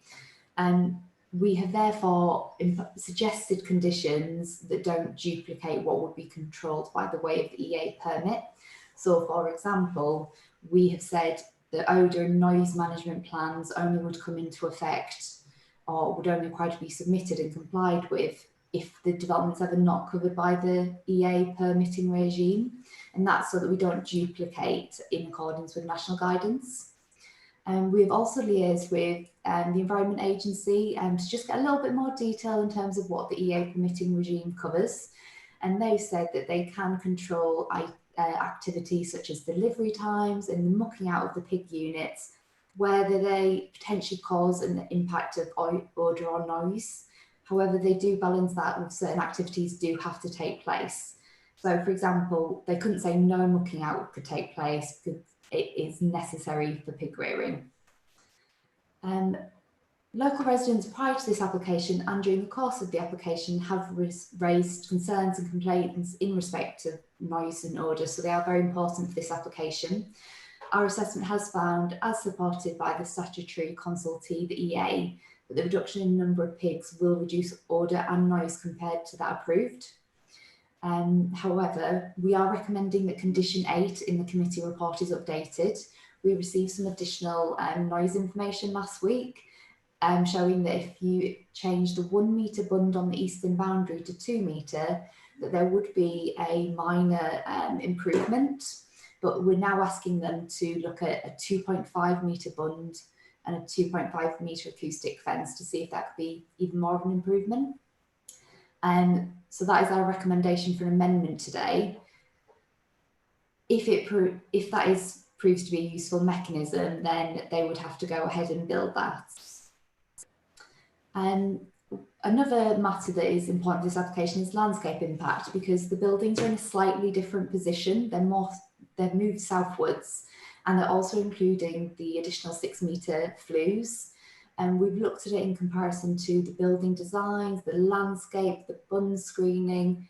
In our view, is that it is acceptable. They're quite tall, slim features in neutral colours, so they shouldn't be too eye-catching. Lastly, we have considered it, the environmental impact assessment has been undertaken, and we found that the development would not have a significant environmental impact subject to the mitigation measures proposed in the ES and listed, the environmental statement, and as listed in section 6.3 of the committee report. We are recommending approval subject to conditions. Thank you.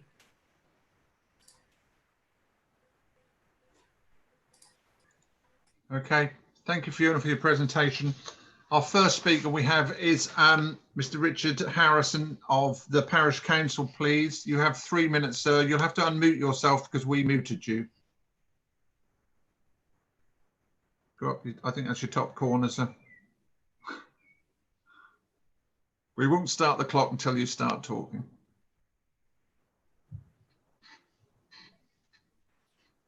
Tracy, just keep an eye because I think the gentleman's struggling to unmute.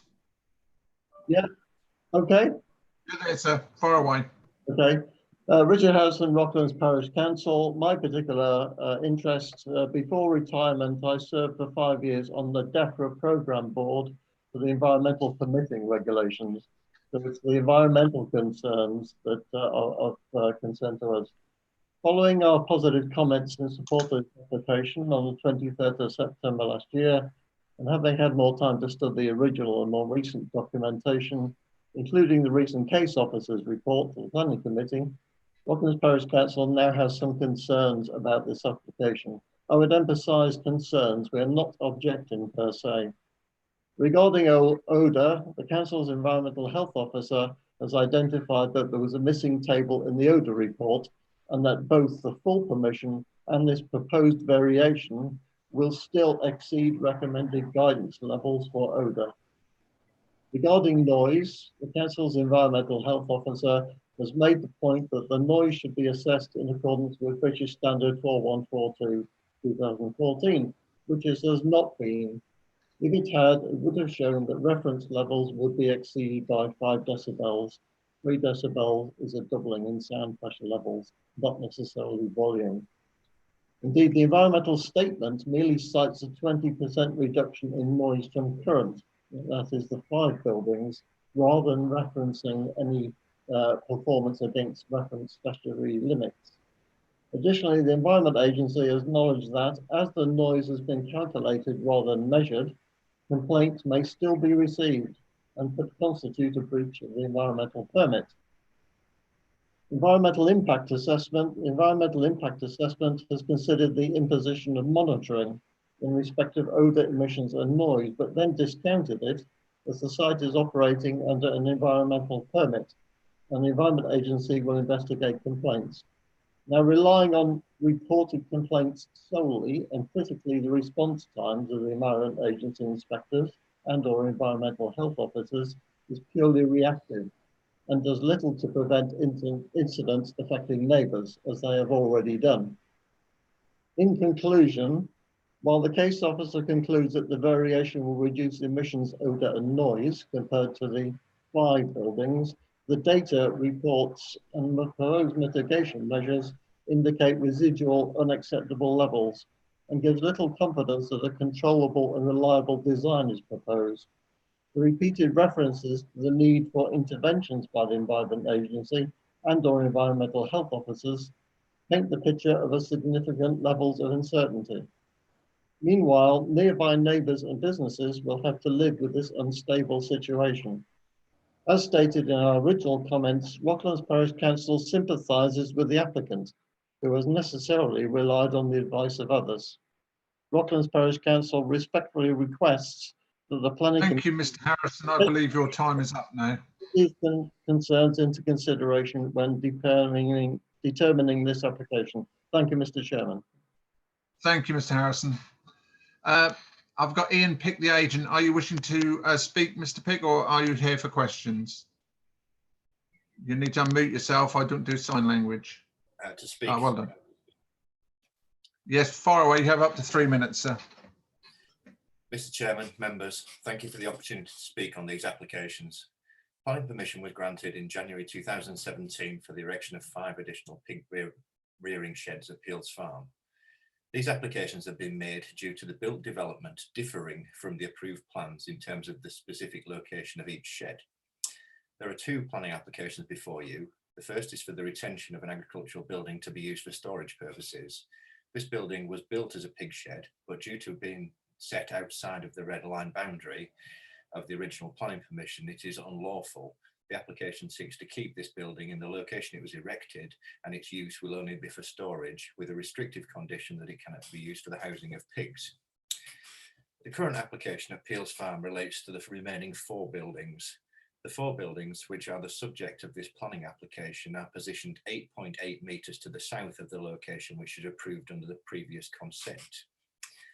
Whilst there is a clear breach of the approved plans, this was not done purposely or maliciously. The applicant employed a professional company to construct the development, and the error was made by the surveyor who set out the site. Whilst ultimately the responsibility rests with the applicant, he has suffered 2 years of anxiety with regard to this issue, which was caused by the mistakes of others. This development cost around £1.75 million to build using borrowed money, and as a result, the applicant's entire livelihood is currently hanging in the balance. The site is controlled by the Environment Agency through the environmental permitting regime, and the responsibility for any impacts as a result of the operation of the site rests with the Environment Agency under the permit. The site has been subject to odour and noise complaints by neighbours since it was constructed, and the applicant is working tirelessly with the Environment Agency to provide improvements to the systems and operations on the site to resolve those complaints. This application includes improvements to the ventilation system in operation on the site in order to improve the dispersal of odours arising from the use. The improvements include extending the chimneys by 6 metres to provide higher level emission point, which is proven to improve odour dispersal. The grant of this planning permission will take a serious weight off the mind of the applicant, but is unlikely to be the end of the matter. The applicant is working with the Environment Agency to improve the site from an odour perspective. However, there remains the power of the Environment Agency to do more should the applicant's efforts not be sufficient to negate the complaints. The Environment Agency have said in their consultation response that if the mitigation measures put forward in this application don't fully negate the issue, they will look at reducing the number of pigs allowed to be on the site under the permit. Your support is requested in approving both of these planning applications to enable the applicant to provide the required improvements and concentrate on the main issue, which is working with the Environment Agency to improve odour and noise impacts from the site. Thank you. Spot on. Time to perfection. Democratic Service put their hand up to signal that your time was up, and you must have seen at the same time. So thanks, Mr. Pick. Okay, thank you. It's opened to questions from members. Any members have any questions on this item at Rocklands with regards to variation? Julie, do you have a question or do you want me to? Chairman, I did see Councillor Crane's hand. Oh, Councillor Crane, do you have a question now?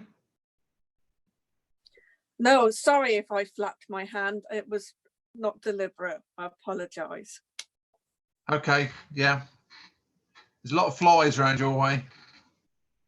Okay, that's fine. Can we move on to the other item at Rocklands and then take the votes 1 and 2?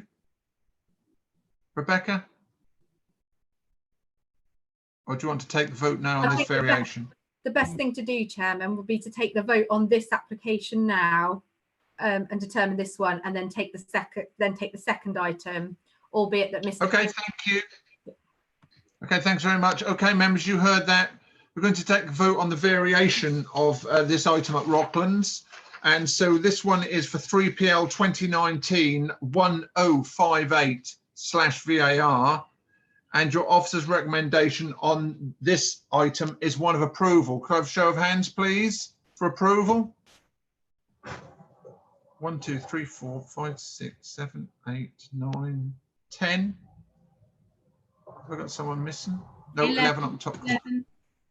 11, I can confirm that. That's approved then. Thank you, members, for that. So can we move on to the similar type item at the same location, 3PL 2019-1091/F?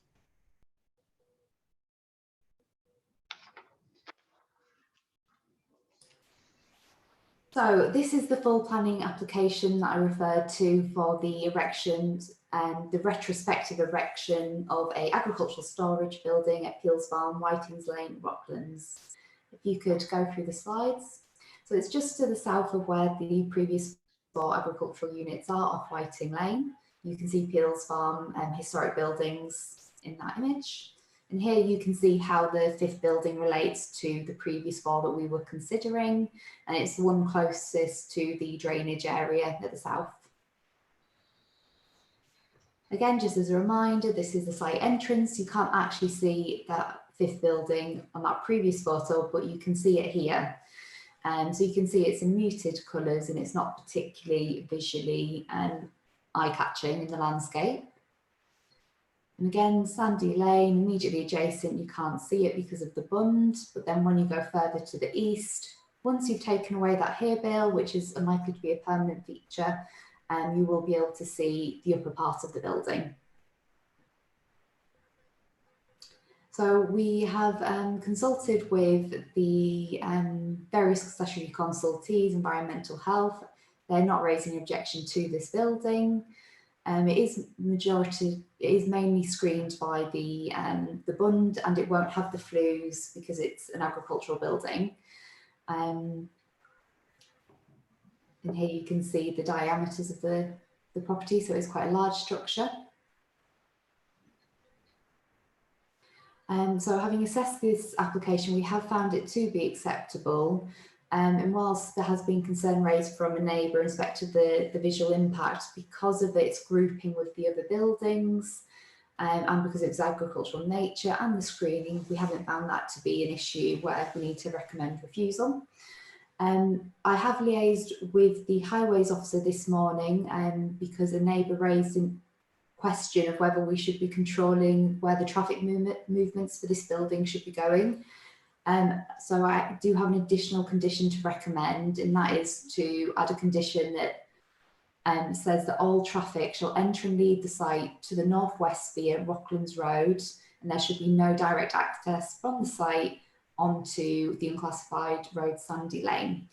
Whilst we're not expecting a large number of vehicle movements because the storage and agricultural equipment relates to Peels Farm rather than any other storage business, it's still considered appropriate to reduce disturbance to residential neighbours who already have some concerns. So we haven't found this application to have any issues, so we're able to recommend approval subject to conditions. Thank you.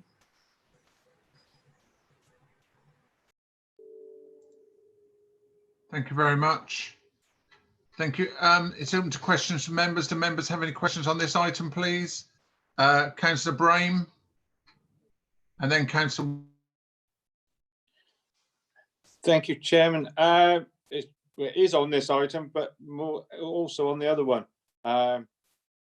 We were not asked whether we had heard the whole thing on the last one.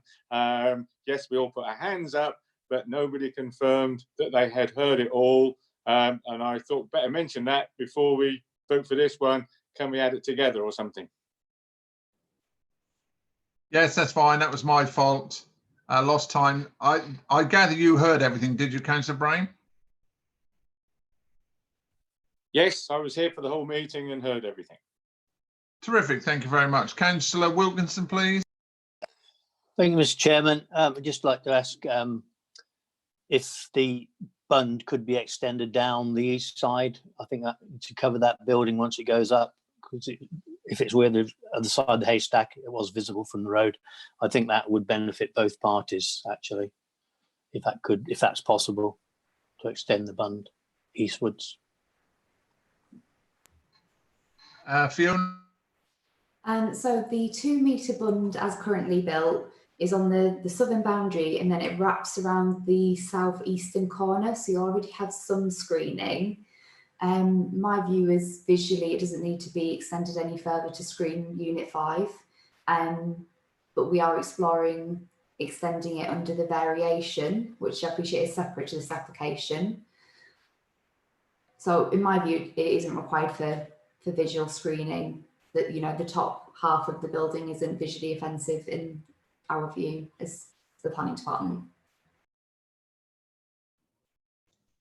Okay, thank you. Okay, no more members wishing to speak. So on this item, first of all, I prepared a little statement so I don't do that again and drop the ball. Is with all members present and are fully informed and prepared to vote, please notify. If not, you obviously are all fully notified.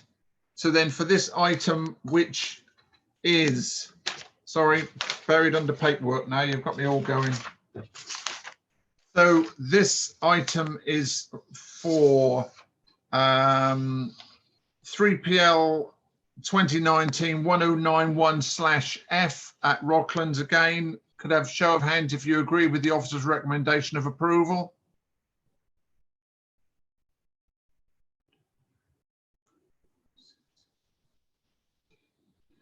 I've got 10 and I've got 11 finally with Councillor Attewell.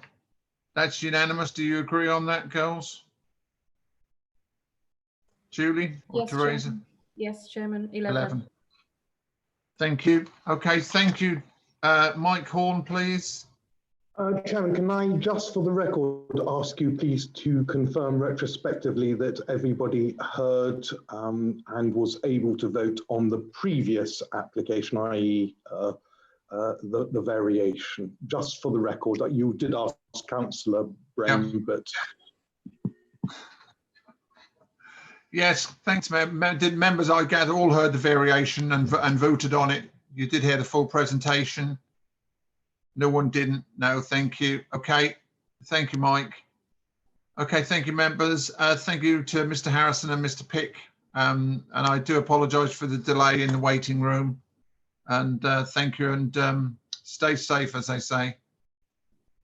Okay, goodbye, gentlemen, and we will now move on to our next item at 2:45. So we're 3 minutes off, I gather. You have 3 minutes to spare, according to my clock. Is that right? Someone's going to say yes, Chairman, you're right for a change. Yes, Chairman, you're right. Yes. Thank you. Okay. I can't believe how many things I've got going here at the moment. I've got my phone, my computer, my laptop, my paperwork scattered everywhere. And I've just run out of drink. So, and it's non-alcoholic. But anyway, Councillor Brain. Thank you, Chairman. I'm not sure when this needs to be mentioned, but I've had communication on this one via email and various other things. So yes, I think you'll find we've all had an email, but thanks. That have been duly noted to Democratic Services. Julie, take note of that. I think that the email possibly was heard by everyone or seen by everyone.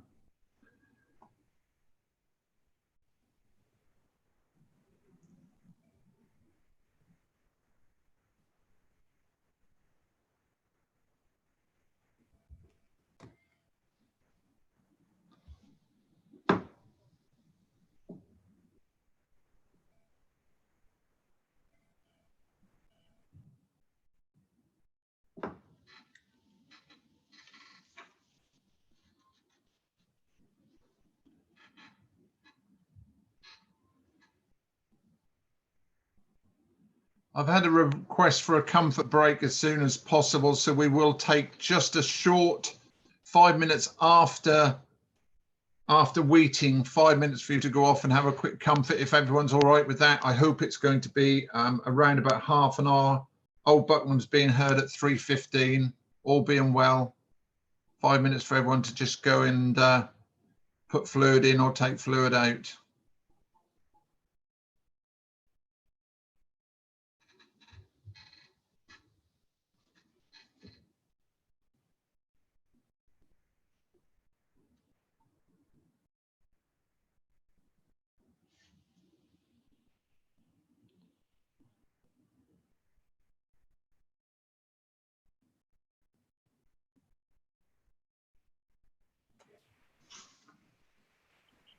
All of our speakers for Weeting are now in the meeting, Chairman.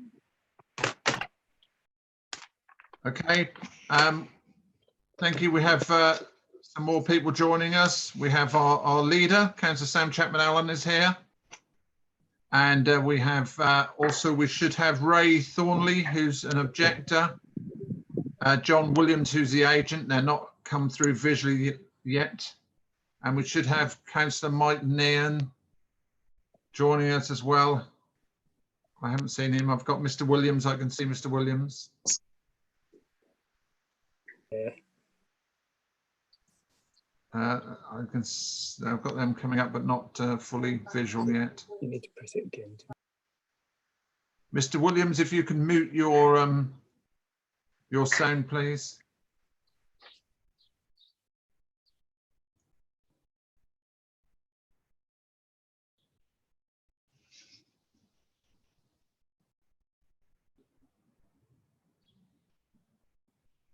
There we go.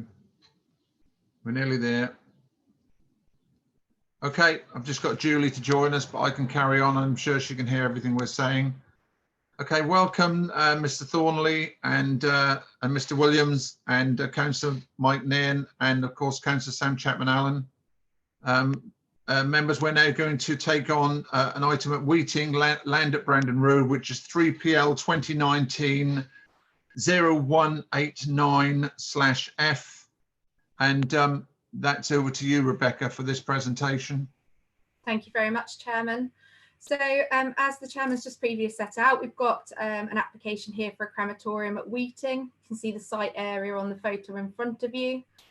Scroll down, Becky. So here's a zoomed in version to the northwest corner. You can see the residential development of Weeting along the Brandon Road, heading off to the northwest there. And there's the application site in the middle of the screen.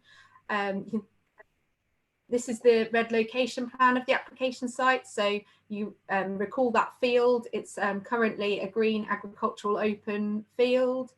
The red line has been altered during the course of the application to encompass some of the highways concerns that are raised and to address the matters of highways.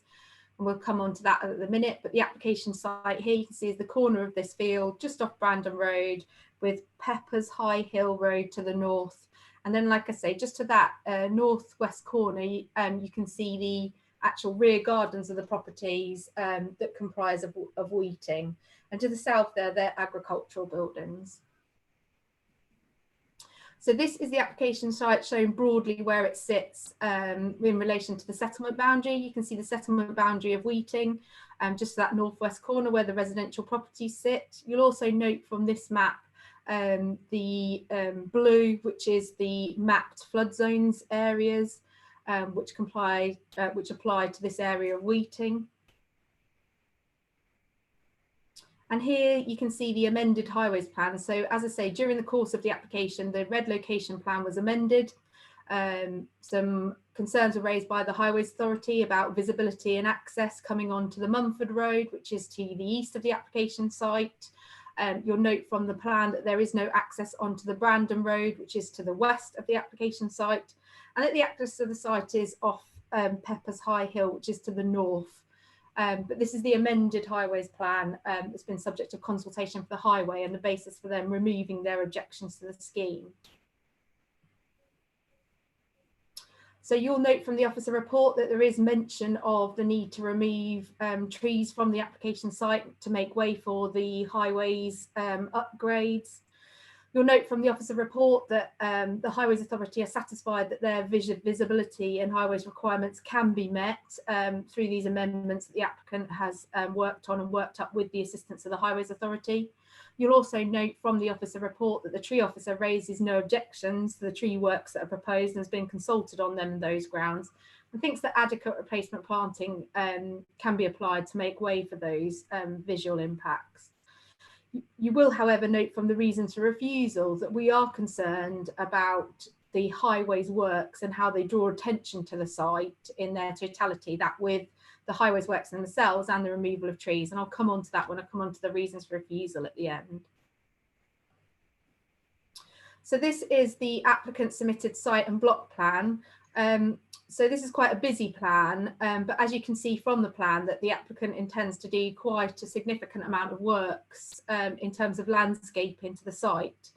So obviously they have their proposal for the crematorium. The crematorium building, I hope you can see it, is kind of like a T-shaped building in darker black, sort of down towards the south, sort of just offset to the east of the plan. And then these other lines and spaces are all about creating a memorial gardens. And then with the wider extremities of the site would be further landscaping to help screen the site. Obviously, this would all take some time to mature and come about.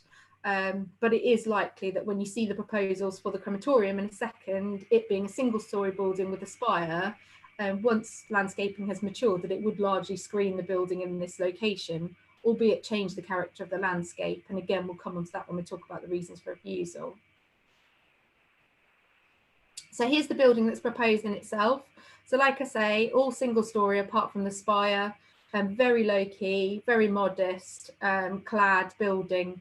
Obviously materials we could condition to be set out, but it's very modest and low key building, as you can see that they're proposing within this location.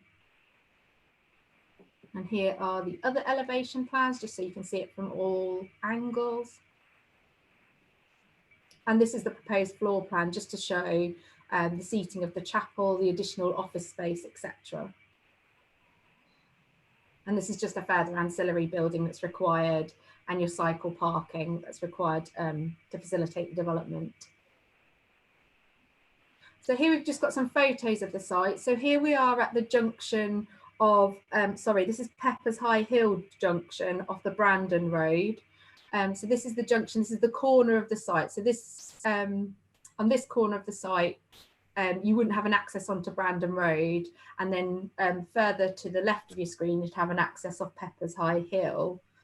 And if you just scroll down to the next photo for me, this is to show, so this is then with my back to that photo, so the corner of the site, this is to show the proximity to the nearest residential dwelling.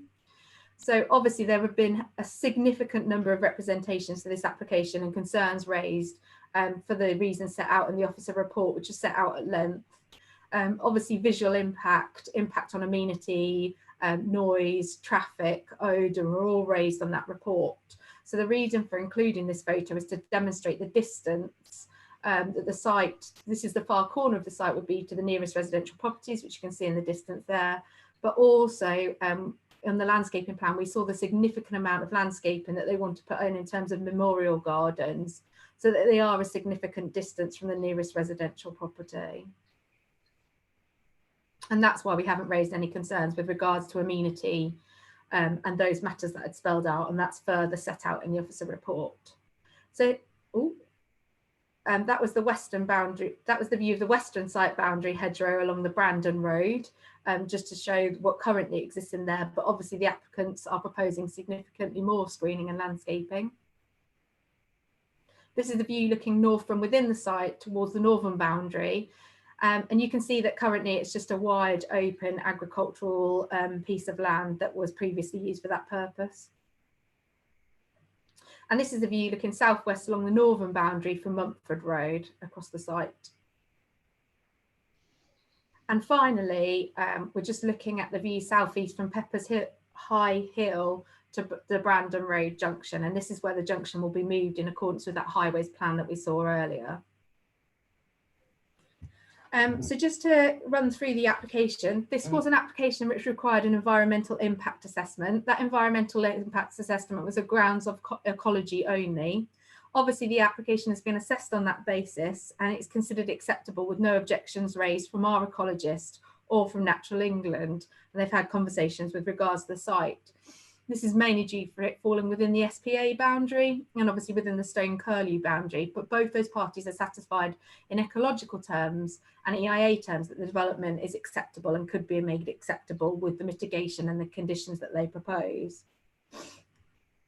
Initially, as I've already said, the Highways Authority objected to the proposals. However, they've also removed their objections on the basis of the proposed highways works, which I've already alluded to, which are works to include a new access road onto Peppers High Hill and the A1065, which is the Mumford Road, a modification to the Brandon Road junction to improve visibility, and the widening of Pepper High Hill Road in order to make way for the development. You'll note from paragraph 4.2 of my report that it says that the new access to the site will come off the Mumford Road. The new access to the site will come off the Peppers Hill High Road, but there will be required highways improvements onto the Mumford Road as well. On the basis of these amendments that the applicant's been discussing with the Highways Authority, then they've removed their objection, and also as previously set out, this will require a significant amount of works to trees and hedgerows in this location. However, just to be clear, the tree officer doesn't raise an objection on these grounds, and neither do the ecologist raise an objection on these grounds. In terms of heritage, we are close to the Scheduled Barrow Heritage Asset, which is a Scheduled Ancient Monument. However, there is a significant amount of tree screening from this site. We've consulted Historic England on the proposals, and they have set out that there's less than substantial harm caused to the heritage asset from this development. On that basis, we could, if we were to recommend refusal, the benefit of having a community facility in this location may outweigh that significant, less than substantial harm. And therefore, we haven't raised an objection in terms of heritage. In terms of flooding, we all saw the flood risk map at the beginning of the presentation with the blue area falling across the site. And that's because the flood zone maps do show that the flood zone runs in this area. However, the applicants have submitted a flood risk assessment and demonstrated that the site that they want to construct on actually lies outside the fluvial floodplain. The lead local flood authority have been consulted on these grounds, and they do not object to the application on this basis. There's no objection remains on flood risk. Obviously, you'll note from the officer report that our significant concerns around the site is whether there's a need for a crematorium in this location. It's been the subject of many appeals with regards to crematoriums, and it's been widely acknowledged that there is a requirement to demonstrate both quantitative and qualitative need when it comes to a crematorium. And also, you'll note from the officer's report that paragraph 84 of the NPPF is quoted, where there must be a community need to locate such facilities in rural locations. You'll note from the officer report that the Crematorium Act does require that crematoriums are a minimum of 183 metres away from the nearest dwelling and 43 metres away from the nearest highway. And this does predicate some of these developments being located within settlement boundaries. We've shown you that this lies outside the settlement boundary. We also accept that it's an economic use and a new employment use, and it would employ 10 people. And therefore, we have also considered it in accordance with our employment policy. And although the principle of development could be established for this site of use in the countryside, which is where it lays, we do have concerns that because due to them being able to demonstrate a need for the crematorium in this location, then it just doesn't justify the impacts on the countryside in terms of the landscape, and also the impacts in terms of what the development would bring. And just to clarify for you that the concerns that we have with regards to failure to demonstrate the need for the site is that the applicants have claimed on many instances that the existing crematorium doesn't serve the needs of local people, but they haven't demonstrated or justified in any way how that's factually correct. And also, the quoted figures in terms of what the development will provide in terms of catchment area and a 30-minute drive time don't meet up to the industry standards. So they say they've got a catchment area of approximately 88,000 people, whereas established appeals and industry standards would say it would take 120 to 150,000 people to service a unit of this kind. In addition to those points raised, we obviously have the new crematorium at Scolton, and we feel that the information submitted fails to suitably justify the impact that they've had in terms of serving the local need, and also demonstrate that there's a further need in addition to this, in addition to the provision that this facility already makes. So we have concerns in relation to need, and that has resulted in a reason for refusal on those grounds, members. And our second reason for refusal is about the landscape impact. Now, you'll also note from the officer report that we do feel that they are proposing a significant amount of landscaping. However, it's significantly different to what exists on the site. So it would go from agricultural land, open land, largely open land, to very formalised memorial gardens, which obviously change the nature and character of the landscape. In addition, obviously, I've already mentioned a couple of times the highways works and the removal of hedgerow and vegetation required for those. And obviously, having capacity for up to over 100 mourners in the event there was a large funeral, that would significantly change the landscape in this location in terms of the comings and goings for people in this location.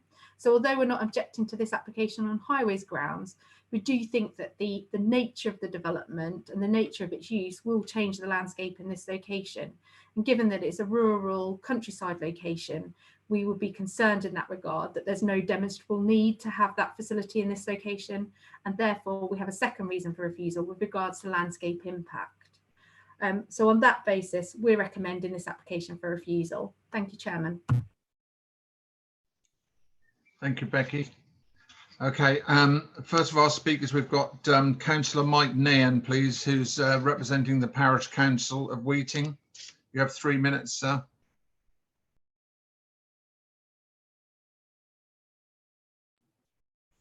You're not unmuted, please. You need to unmute yourself.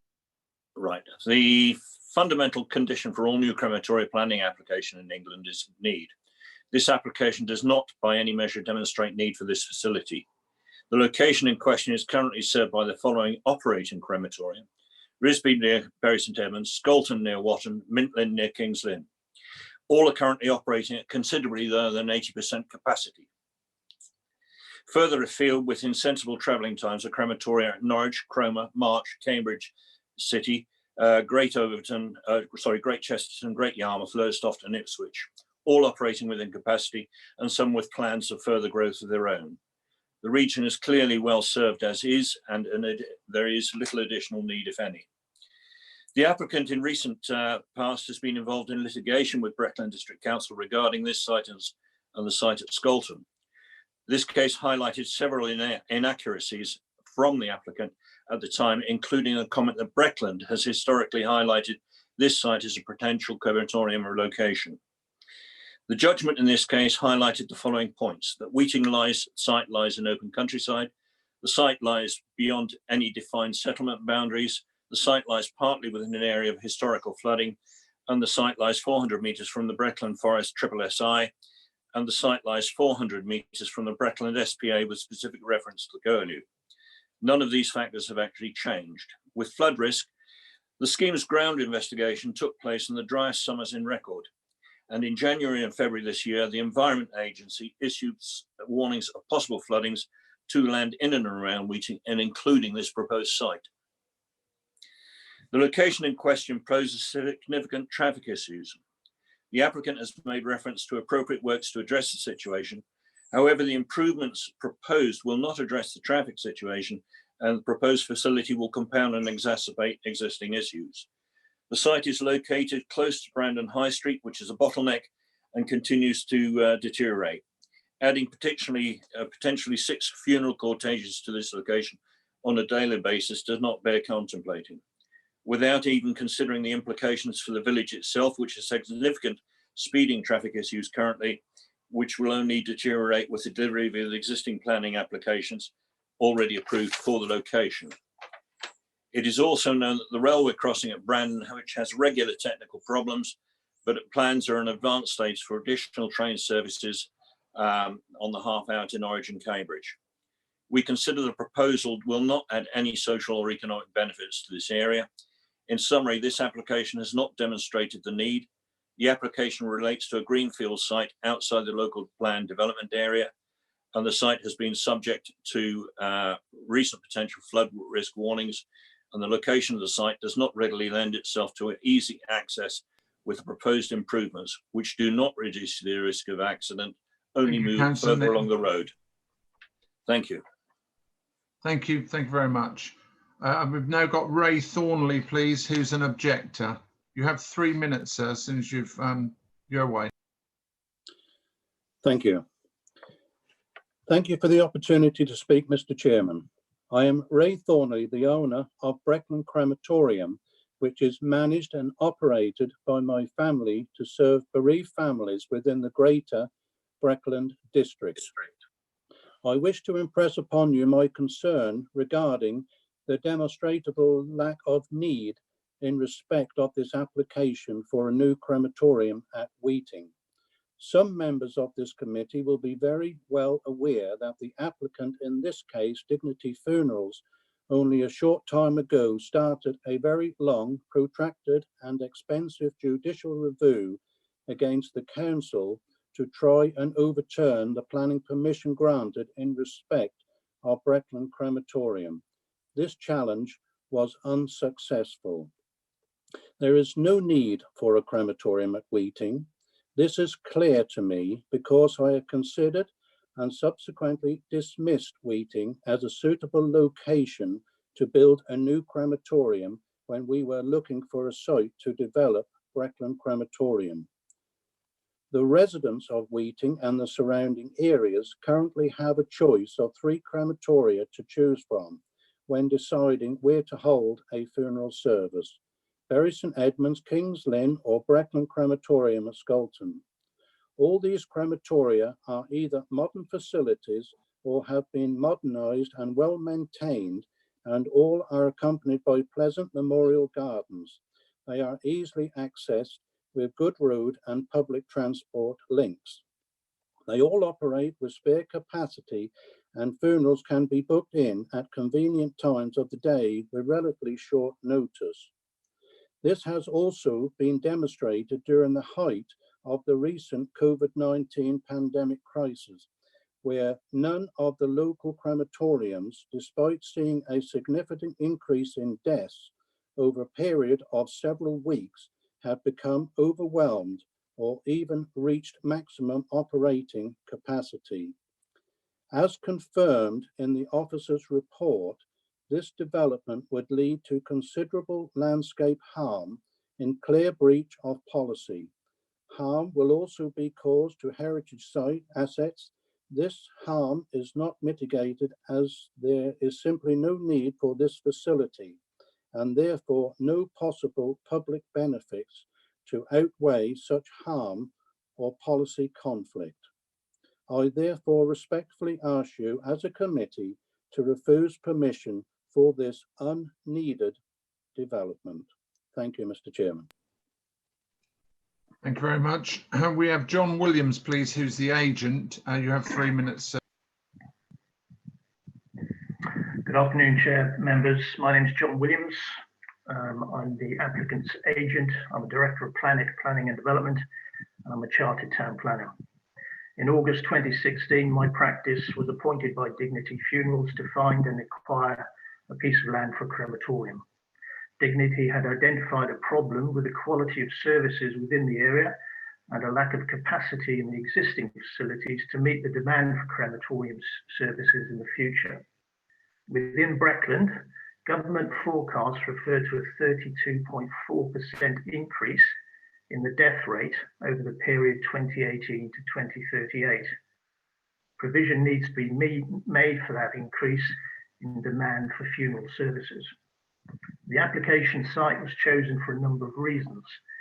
It is in the right catchment location where there is a need for an additional facility. It is adjacent to a good road network and public transport. It's unconstrained by landscape, green belt or heritage constraints. It is outside an SSSI, and it has excellent potential to create a tranquil place for contemplation and reflection. The planning application includes a full environmental impact assessment, and the responses from statutory consultees are summarised on pages 3, 4 and 5 of the report which is before you. I wish to take you briefly through these now. Natural England raises no objection. This has had special regard to whether the proposals will impact on the bird population within the Breckland SPA. Norfolk County Highways raise no objection. The extent of highway improvements have been agreed.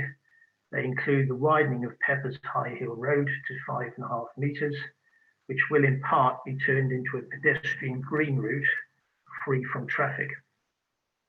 Flood and Water Management Team, no objection. Tree and Countryside Officer, no objection. Ecology and Biodiversity Consultant, no objection. Environmental Health Officer, no objection. Air Quality Officer, no objection. Historic England, no objection. Your officer's report acknowledges that the site is well located, that's at paragraph 1.11, and agrees that a crematorium in the open countryside is capable of being acceptable in principle, that's paragraph 113. We are therefore very surprised by the recommendation for refusal. The principal reason is based upon your officer's assessment on whether there is a need for another crematorium. Chair and members, we have full confidence in this multi-million-pound investment. Dignity Funerals is certain that the facility will be well used.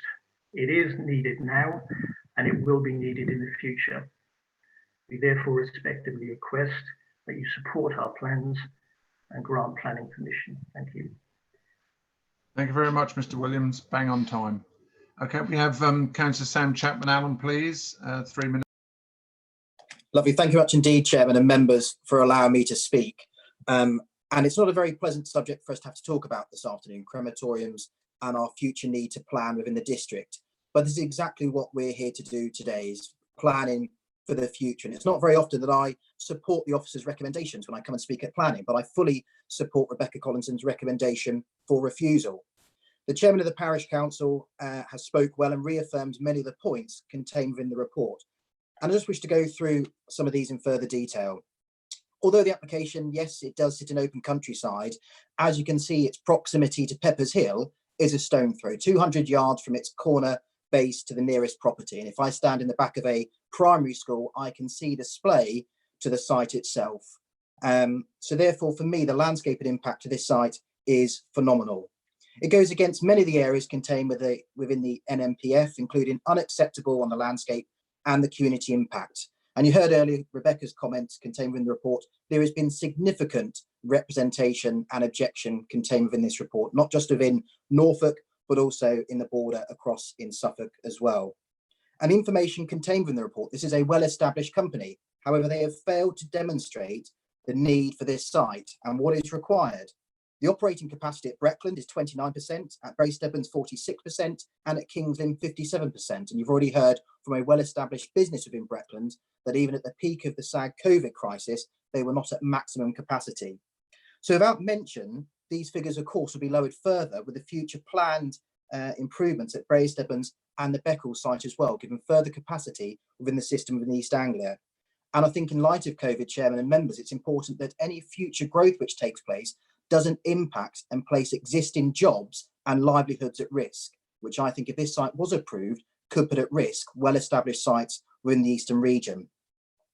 Moving through to the further comments, Chairman, Breckland sought a local plan which sought to recognise the intrinsic character and beauty of the countryside and protect it against unnecessary and unjustified planning growth. Wheaton, as the Chairman have already mentioned, has had significant growth over its previous decade, and during the local plan already sought its growth within its current allocation, and therefore in the emerging local plan saw no new future growth forthcoming. This site is at the heart of Wheaton itself. It is a pinnacle location on the thorough road from Wheaton to Brandon and to Mumford and the wider villages surrounding Wheaton itself into Breckland. And I'm afraid that the landscape, and although it looks very decorative and pretty, will have an extremely adverse impact on the location. So the application, Chairman and members, has failed to give its need, will impact the landscape phenomenally, removing much needed agricultural land in our community, and has had significant representation in which members and the public are completely against. I'll stop there, Chairman. Thank you very much. Thank you, Councillor. Okay, it's open to questions from members. Members have any questions on this item? Councillor Chapman-Allen and then Councillor Bowes. Please.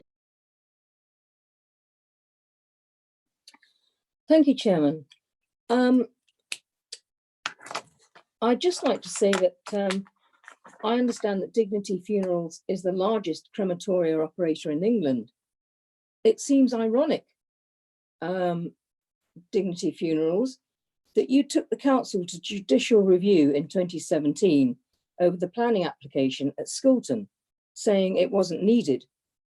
And yet here you are applying for a crematoria in a small rural village like Wheaton, a village that has to be reached from the busy A1065 Brandon to Swaffham Road, that carries a great deal of traffic from the south to the North Norfolk coast. Can I stop you there, Councillor? Councillor, can I just stop you there? This is with relevance to this agenda item, this question. Yes. Just give me another paragraph Okay, and I'll get to the question. I think it would be totally unsuitable for the funeral cortege travelling on the A1065, as this would create much traffic congestion. There are 3 crematoria within 23 miles, West Suffolk at Bury St Edmunds, 18 miles from Wheaton, Mintling at Kings Lynn, 23 miles from Wheaton, and Breckland at Skulton near Attleborough, 19 miles from Wheaton. Could the applicant tell me why they think another is needed, especially after your vehement objections to Skulton application? Thank you, Chairman. Could you answer, please? That's the agent. You're directing. Sorry, yes. Yeah, hopefully you can hear me. In respect of the points about Skulton, I think everybody on the planning committee will recognise that that particular application was quite a contentious application, and there were a number of issues with it. I personally was not involved with the judicial review challenge that the councillor referred to. In terms of the question about an identified need, we have put forward, I think, no less than 4 different papers to the council explaining exactly what that need case is. I've already alluded to in my 3 minutes the government forecast in terms of how the death rate graph is going to look like over the next number of years. And despite what you've heard from your colleagues, it is factually not correct to say that the existing crematoriums are working within capacity. All 4 are operating above 80% capacity. The only one that isn't operating above capacity is the crematorium in Cambridge. And you could say the reason that crematorium is not operating to capacity is that it's only offering very short time slots for funerals. I think it's 30 minutes in that particular case. So that's the slot that's available to conduct the service, and for the attendees of that crematorium to actually disperse after the funeral has finished. My client doesn't operate in that way. It'll be looking at 45 minutes to an hour slots, which will make the whole process far more dignified. Okay, thank you. Chairman, could I come back, Chairman, to the applicant, please? Applicant, you still have not clarified to me why, when you said there was no need for crematoria, when the Skulton application came forward, and now, 2 years later, you say there is. I think it's a bit hypocritical, personally. Okay, can I don't need a response from that. Can I have Simon Wood in, please? Thank you, Chairman. Yes, I just want to remind members that we are looking at the planning merits or otherwise of this application. The fact that they did take us to judicial review on the previous application at Skelton is irrelevant, though I understand the point that Councillor Chapman Allen is making. Thank you. Are you in agreement with that, Rebecca? Or would you wish to add to that? I've got Mike Horn coming in. Mike, please. Yes, absolutely, Simon. Thank you for saying that. I agree entirely. Nevertheless, I think it would be interesting to hear from Mr. Thornalley as to whether or not he's got any comments on the factual point that has been made by the applicant that actually it is not correct to say that they have not been operating at full capacity, because there seems to be a complete and utter contradiction between the two scenarios here. So I think if Mr. Thornalley is able to, I'd like to hear more evidence as to the capacity that he's presently running at. Mr. Thornalley, are you prepared to answer that, please?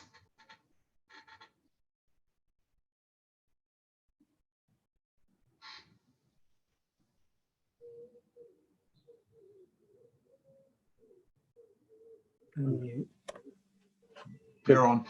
Hello. Yes, I'm happy to answer that. We are running, I mean, things have gone a little bit quieter now, but at the peak of the time, we got to up to about 70–75% of, well, what we was running at. So we didn't get up to 80%. And I think I can say Kings Lynn was about 80% capacity. But certainly at Breckland here, we got up to somewhere between 70 and 75%. And that was only for about 2–3 weeks at the most.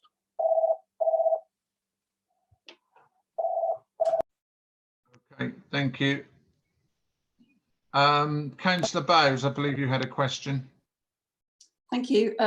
Just to say that I was going to say perhaps we should put aside the Skelton crematorium for the reasons said. As a committee, we're always told that we should consider each application on its merit. I'm not sure who will answer this question, but isn't the question of need an economic one for developers or applicants? And given the large increase in development in Breckland in the last few years and future development anticipated, can I dare to suggest that there may well be a need?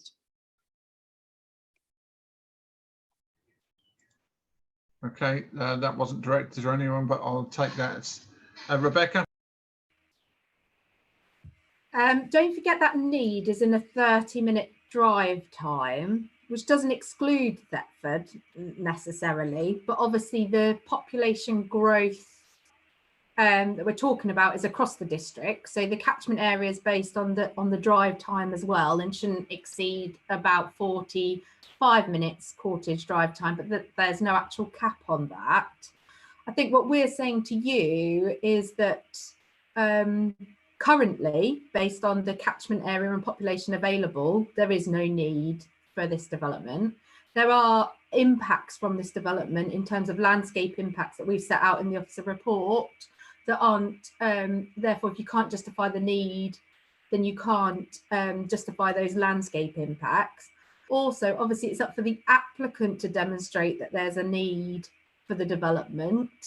And there's been no case put forward based on population growth that would satisfy that.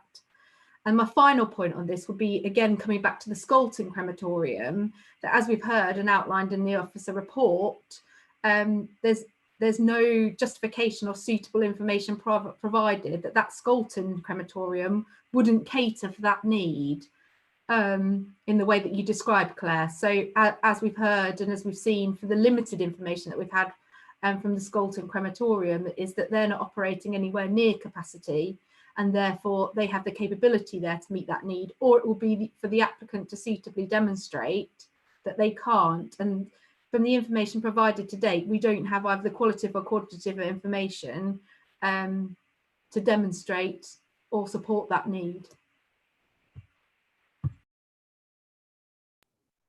Okay, and any other members wishing to speak or ask questions, please? Councillor Attawell.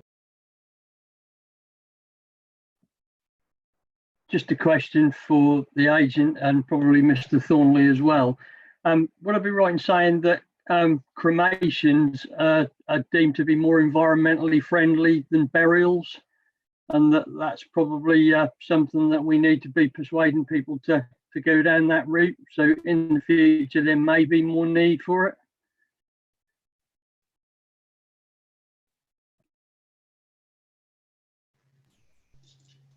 Yes, I'll answer that one. Thank you. Yes, certainly the demand for cremations are growing significantly as a replacement to the burial services. So that the whole service has changed, or moving away from burials to cremations. And in terms of the environmental impacts, this industry operates to extremely stringent, within an extremely stringent regulatory framework. There are no issues when it comes to environmental impact from the cremation process. Okay, thank you. Any other questions from members, please? No. Okay. Can I just ask that all members are present at the time and are fully informed and prepared to vote, and please notify if you are not. You're all okay? Thank you. Okay, so for this item, which is at Weeting, which is 3PL 2019-0189/F, your officer's recommendation is one of refusal. Could I have show of hands for refusal, please? 2, 3, 4, 5, 6, 7, 8. Leah, 5, 8. 8. And those against, please, against the recommendation of refusal? 3. 3. Okay, 8-3 then. This item is refused. Thank you very much. Thank you, Mr. Williams. Thank you, Mr. Thornley, Councillor Nairn and Councillor Sam Chapman-Allen. Thank you very much for your attendance. Would members like just a couple of minutes before we go to the next one, or shall we carry on? Oh, a couple of minutes. Yeah, can we have sort of like, just be about 2 or 3 minutes, and then we'll pick them up out of the waiting room. I hope that's okay for everyone. Thank you.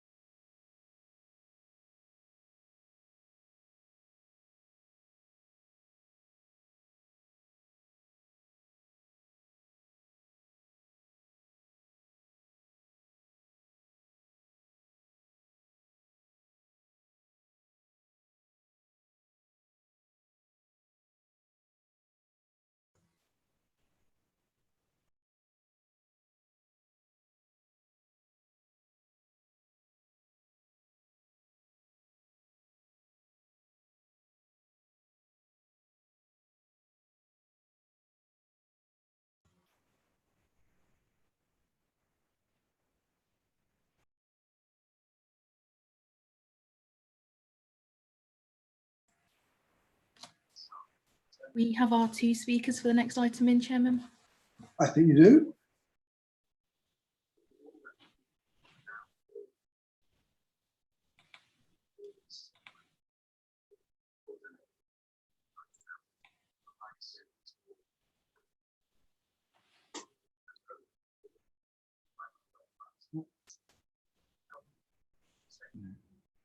Yep. Okay, that's fine. Hello, hello. Yeah. They kept telling me the host would not allow me to unmute. So I don't know who that was being nasty. Was that you, Teresa? Okay, thanks. Can we have, I was just waiting on Steve Milner, are we? Just about to join us. Good afternoon, Mr. Moyes. Good to see you. And Mr. Milner of the Parish Council. I think we're all in. Okay, Rebecca. Oh, hang on. Julie. Have we got Roger, Councillor Attwell and Councillor Bowes? I've got Roger on screen and I've got Councillor Bowes on screen as well. Okay, thank you. Okay, thank you. Over to you, please, Rebecca. Thank you, Chairman. So here we've got a permission in principle application for the erection of 4 dwellings at Old Buckingham. Members who were present at that meeting will recall that we heard a similar application for this site earlier this year at Planning Committee. This application, that application was subsequently withdrawn, and this application is a resubmission of that application. And this application is for a permission in principle. I will remind members that a permission in principle application was brought in by the government to consider only the location, the land use and the amount of development on an application site. So essentially we're doing what it says on the tin, is it is considering the principle of having the development here. I'd also remind members that as set out in the officer report, we're unable to apply conditions to permissions in principle. However, there has to be a subsequent phase similar to a reserved matters phase called the technical details phase, where we can add conditions to the application. So this is a permission in principle, and that's why only those 3 matters are covered in the officer report, because that's all we can consider at this stage. So the application site, you can see on the aerial photography below, outlined in red, off Hartham Road in Old Buckingham. So here's the application site with a wider aerial view showing it in relation to the residential development that lies in Old Buckingham. This permission is for 4 dwellings. Here is the application site. You can see adjacent to the settlement boundary of Old Buckingham there for you. We've considered the application in accordance with HOW 3, policy HOW 3 of the local plan, which allows for development outside settlement boundaries where they're immediately adjacent to the settlement boundary, and whereby the target for that residential development hasn't been met for that particular settlement. So in this regard, you'll see from the officer report that the target for Old Buckingham has not been met, and therefore we move on to the criteria element of policy HOW 3, which allows development outside the settlement boundary where it's directly adjacent to the application site, to the settlement boundary, apologies. As you can see, the application site has been assessed and is directly adjacent, and therefore in terms of location is considered acceptable. We've also assessed it in terms of amenity and layout and whether it be an acceptable form of development, and whether the 4 units would adequately fit on the application site. With regards to all those matters, we consider it to be an acceptable in principle development, and you can see the site outlined in red here. For members that remember it from the previous planning committee, there was an objection from the Highways Authority with regards to sustainability and access to the site, and concerns over onto pedestrians onto being able to access the settlement onto the public highway. And we're just seeing some photos now in relation to the application site. The property just to the right of your screen, rendered in white, is the adjacent property, which you just saw on the previous site photo. Previously, the Highways Authority, and this is a close-up of that property, previously the Highways Authority recommended it for refusal, and it subsequently was heard at Planning Committee, where it was resolved to refuse planning permission. The application was subsequently then withdrawn. This is a resubmission of that application with the proposal to include a footway linking up to the existing footway to the east of development of approximately 110 metres. Officers will note from, members will note from the officers' committee report that the Highways Authority are happy to remove their objection on the grounds of the provision of that footpath being made. The Highways Authority have commented that there is sufficient land to make provision for that footway to link up to the east, and therefore it is possible to deliver that. They do know that they would usually ask for a scheme up front to demonstrate that, but because this is a permission in principle, they can't ask for it on this grounds and we can't condition it. However, on the basis of that footway that can be delivered, and they consider it can be delivered with the land that's available, then they remove their objection. So for those reasons, and you'll see at the end of the officer's report, we've clearly set out in a note that when we come to technical detail stage, it will be the applicant's responsibility to demonstrate how that footway can be delivered. And on those bases, we're recommending this application for approval. Thank you, Chairman.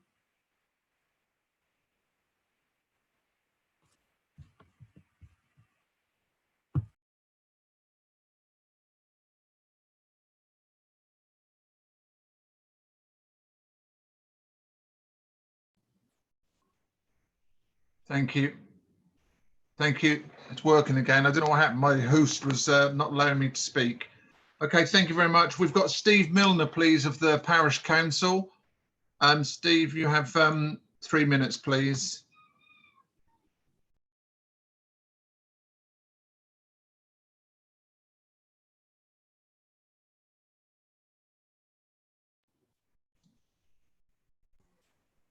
Excuse Can me, we, no, we can't hear you. Yeah, I'm having problems with mine as well. So can we make sure?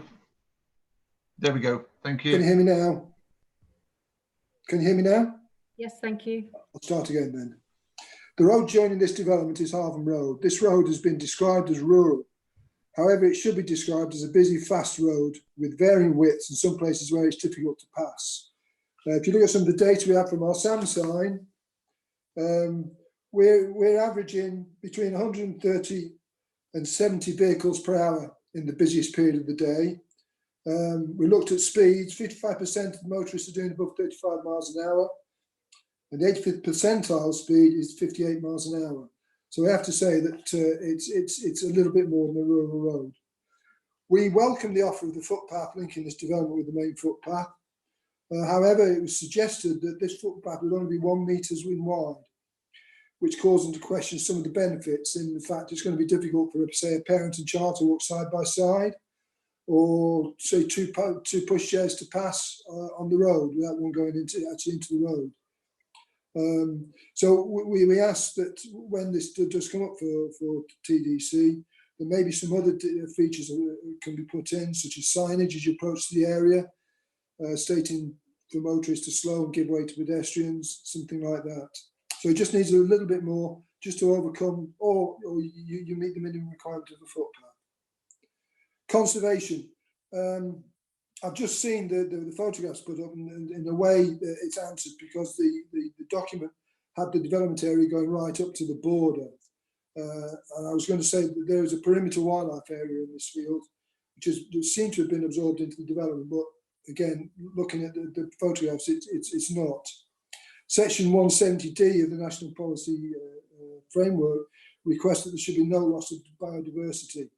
So therefore, could a technical detail requirement be to maintain the perimeter wildlife area, which seems to have been done. Position, where the development is proposed, it's higher than the houses opposite, quite significantly.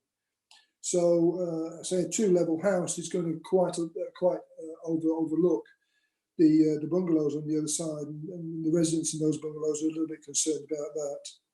So I think some consideration to the neighbours would be good in that. Section 104 covers sustainable transport and amenity. Nothing is planned for precision of contacting with high quality walking and cycle footways. Albeit it's, sorry, I can't read my writing there.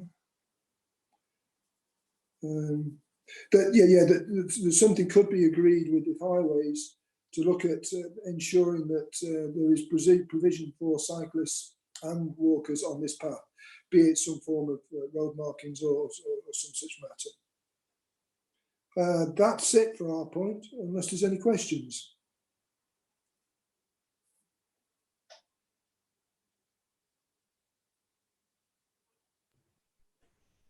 Okay, thank you. I'm having problems with unmuting at the moment. Okay, we've got Nick Moyes, please. You've got 3 minutes. Thank you.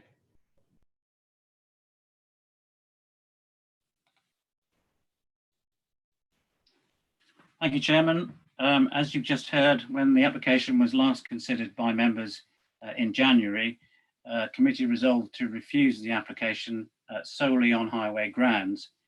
The point at issue, as you've heard, was the provision of a footway link between the application site and the existing footway on Harpham Road, around 110 metres to the east. The application was then withdrawn to allow further discussions with the Highway Authority and the Council. The result of those discussions was that the Highway Authority changed their position to allow the provision of a footway. Previously, they had taken the view that there was insufficient space to provide a suitable footway, but having looked at it further, they decided that wasn't the case and that a footway could be provided. And the current application has been made on that basis. The overall benefits of providing a footway, not only for new residents of the development, but existing residents on Harpham Road, are considered to outweigh any shortcomings that would result from the reduced width of footway. In terms of other traffic management measures, when the application was last submitted, there were discussions about the possibility of additional traffic management measures, such as provision of a gateway to help reduce traffic speeds. And again, that's a matter that could be addressed at the technical details stage. Accordingly, it's considered that safe access could be provided. And as you've heard from the planning officer, in all other respects, the planning application is considered to meet policy and be in line with the objectives of the local plan. Thank you, Chairman.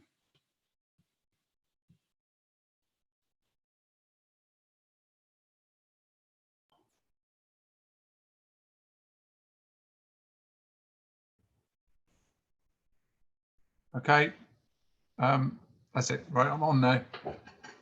Thanks very much for that. Do members have any questions at all to ask either the officers or the applicants? I've got Councillor Gilbert, Councillor Atwell, please.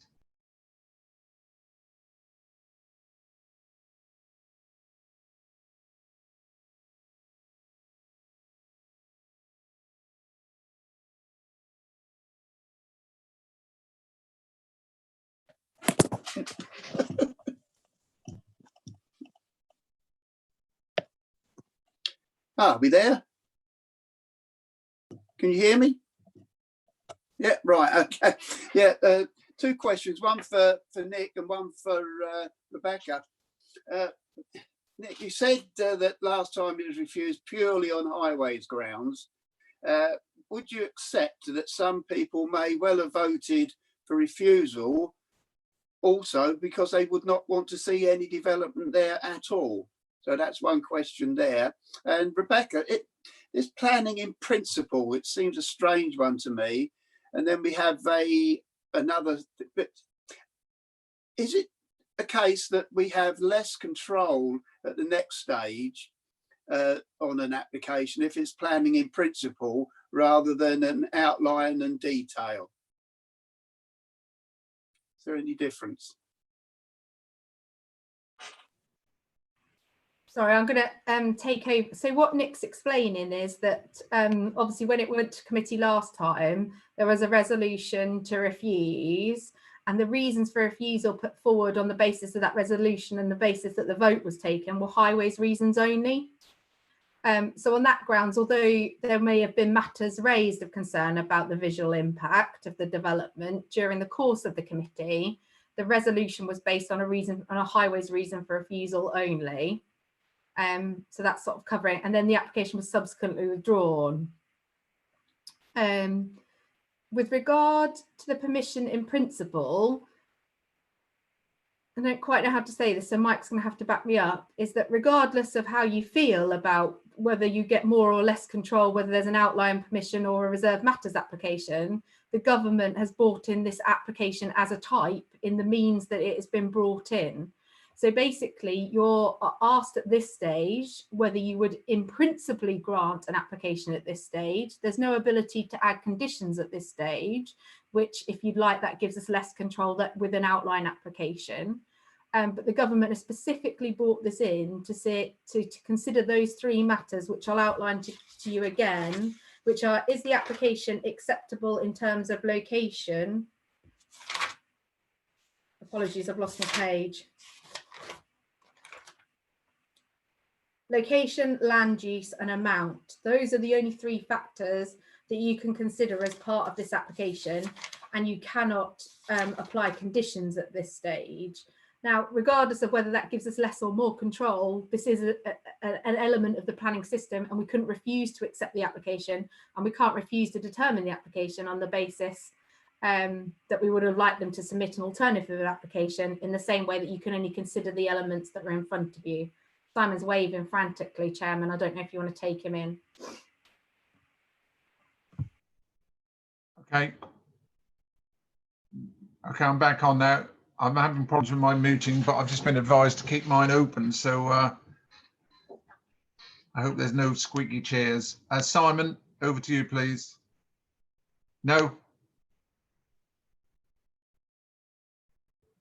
Okay. No, I'm in now. Councillor, I'm also having problems unmuting as well.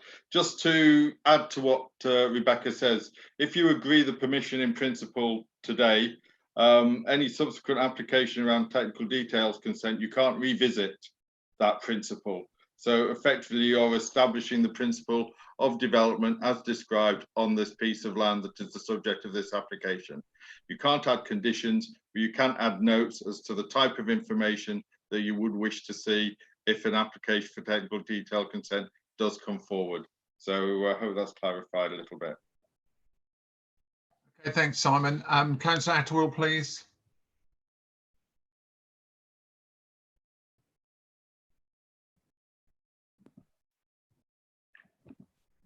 Thank you, Chairman. Is it possible to bring up the photographs again for the street views looking both ways? I'm particularly keen to look at the view showing where the proposed footpath would go, please.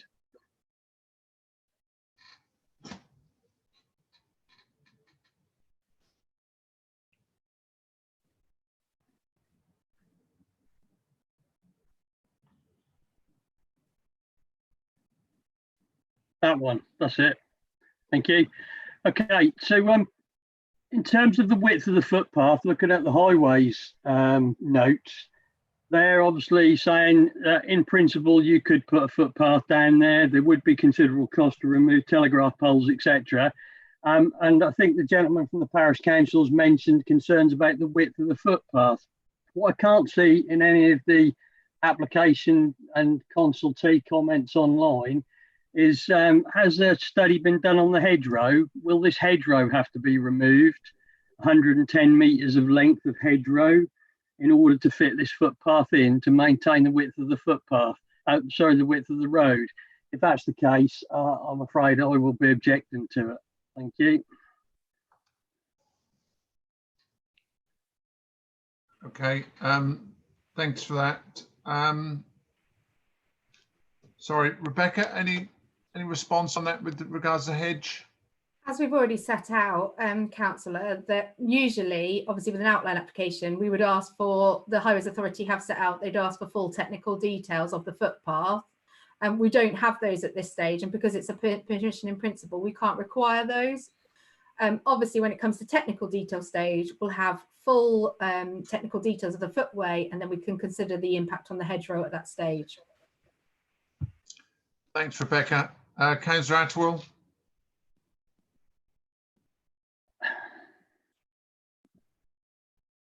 Can you hear me? Yes, got you now. I'm having trouble unmuting as well. Yeah, the issue is that you've just said, I think this is the issue, you've just said that once we agree in principle, we can't then revisit that principle at a later date with a reserved matters application. Would that be right? You can't revisit the principle of having 4 residential dwellings here, but you can then visit the technical details And a part of those technical details would be the impact on the hedgerow. Yeah, but what the difference between this application and the one that we previously refused is the fact that the applicant is stating that he can construct a footpath 110 metres.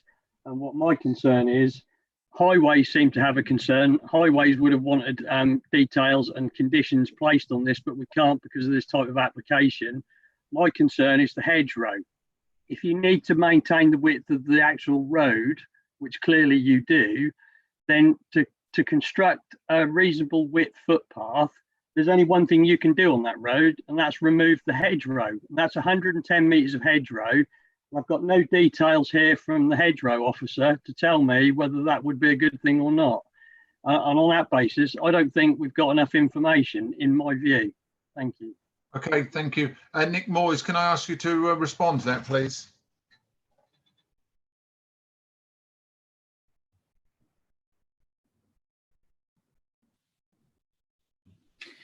Thank you, Chairman. The photograph that you just saw was actually of the frontage of the application site rather than the route of the footway back towards the village. Is actually a view in the opposite direction. So that hedge that you saw is the frontage of the application site. Now, in order to provide vehicular access and visibility displays, the hedge will need to be removed, and that's clear from the application. And it was also part of the previous application that members considered in January. So the proposal was to remove the hedgerow in order to provide safe access for vehicles. And the proposal was to replace that hedgerow with a new hedgerow set slightly further back from the road in order to provide the appropriate visibility space. Okay, thanks very much. Thank you. Councillor Atterwell. So I think what I've just heard is that there would need to be a large section of the hedge removed in front of the actual development site we're going to build 4 houses, but there would also need to be more hedgerow removed for the whole 110 metre length of the route along the highway. And is that in your ownership? I'm really uneasy about removing this hedgerow, and you say you're going to replace it with something else, but we've got no detail on that. Yeah, well, I'm getting a shake of the head from Mr. Moyes, which regards to the fact that the hedgerow that's being removed will be enough for the pavement, for any path or pavement to go in, and also it was always deemed to be partly removed for entrances and exits. So I think you'll find we're part using it, but this will come up in detail when we have the full planning application. I think you're getting hung up slightly on probably a small section of hedge. But thanks for your concern anyway, Councillor. Do I have any more questions, please? Councillor Martin, then Councillor Wilkinson, please.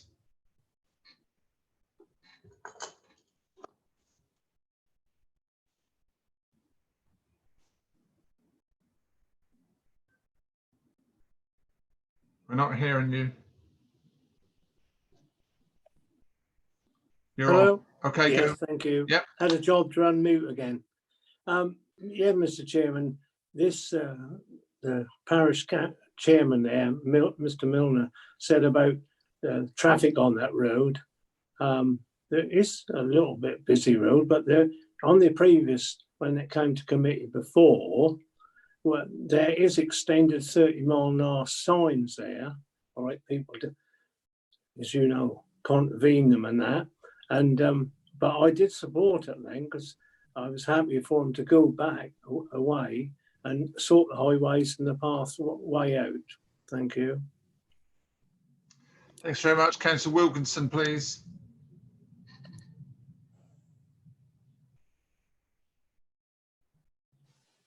That's it.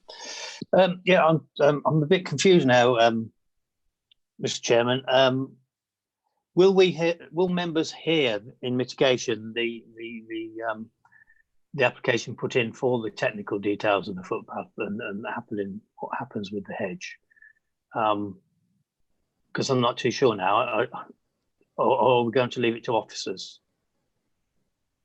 Yeah, thank you. Well, I'll go to Rebecca in a second, but this is a planning in principle application.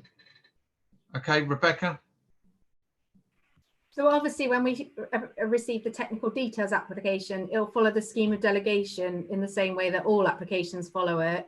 And given that this is being heard at committee, because it's a councillor as the applicant for the, it's very likely that you'll hear that back at committee. But obviously, like all applications, it will follow the adopted scheme of delegation and go through chairman's panel, because the applicant is a councillor.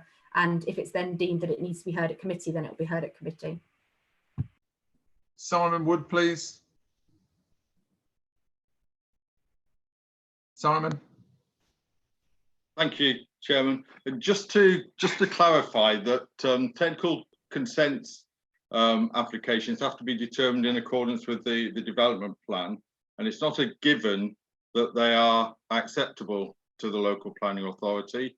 What you can't revisit is the permission in principle as set out in that application, but we will still have to assess the details in accordance with the development plan and all other material considerations as we would normally. Thank you. Okay, I just want to check that all members have heard all of the presentation and are fully informed and prepared to vote. Just let me know if you're not. Okay, that's fine. So your officer's recommendation on this item for Old Buckingham 3PL 2020-0117, a planning in principle application, your officer's recommendation is one of approval. Could I have a show of hands, please? 1, 2, 3, 4, 5, 6, 7. And those against? And those against? 1, 2, 3, 4. 4 against. And I think someone didn't vote. That's 11. That's 11. Okay, I was counting wrong. That's why you're there, Julie. Thank you. So this is approved. Thank you very much. Thank you, Mr. Milner. Thank you, Mr. Moyes. I'm sorry you had to wait. See you again soon. Okay, we're going to go to Snetterton. I think we're running slightly late into the Snetterton one. Should have been 3:30. It's now 4 o'clock.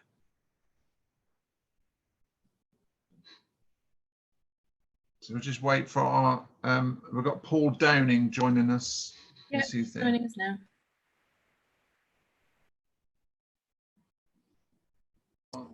We've got Paul.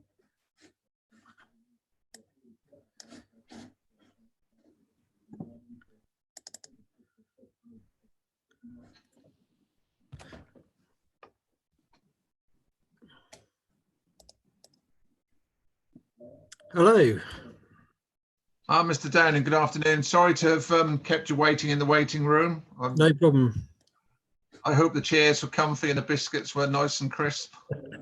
Okay, so this is it, members. We're going to Snetterton, 3PL 2020-0309. Rebecca, that's over to you, please.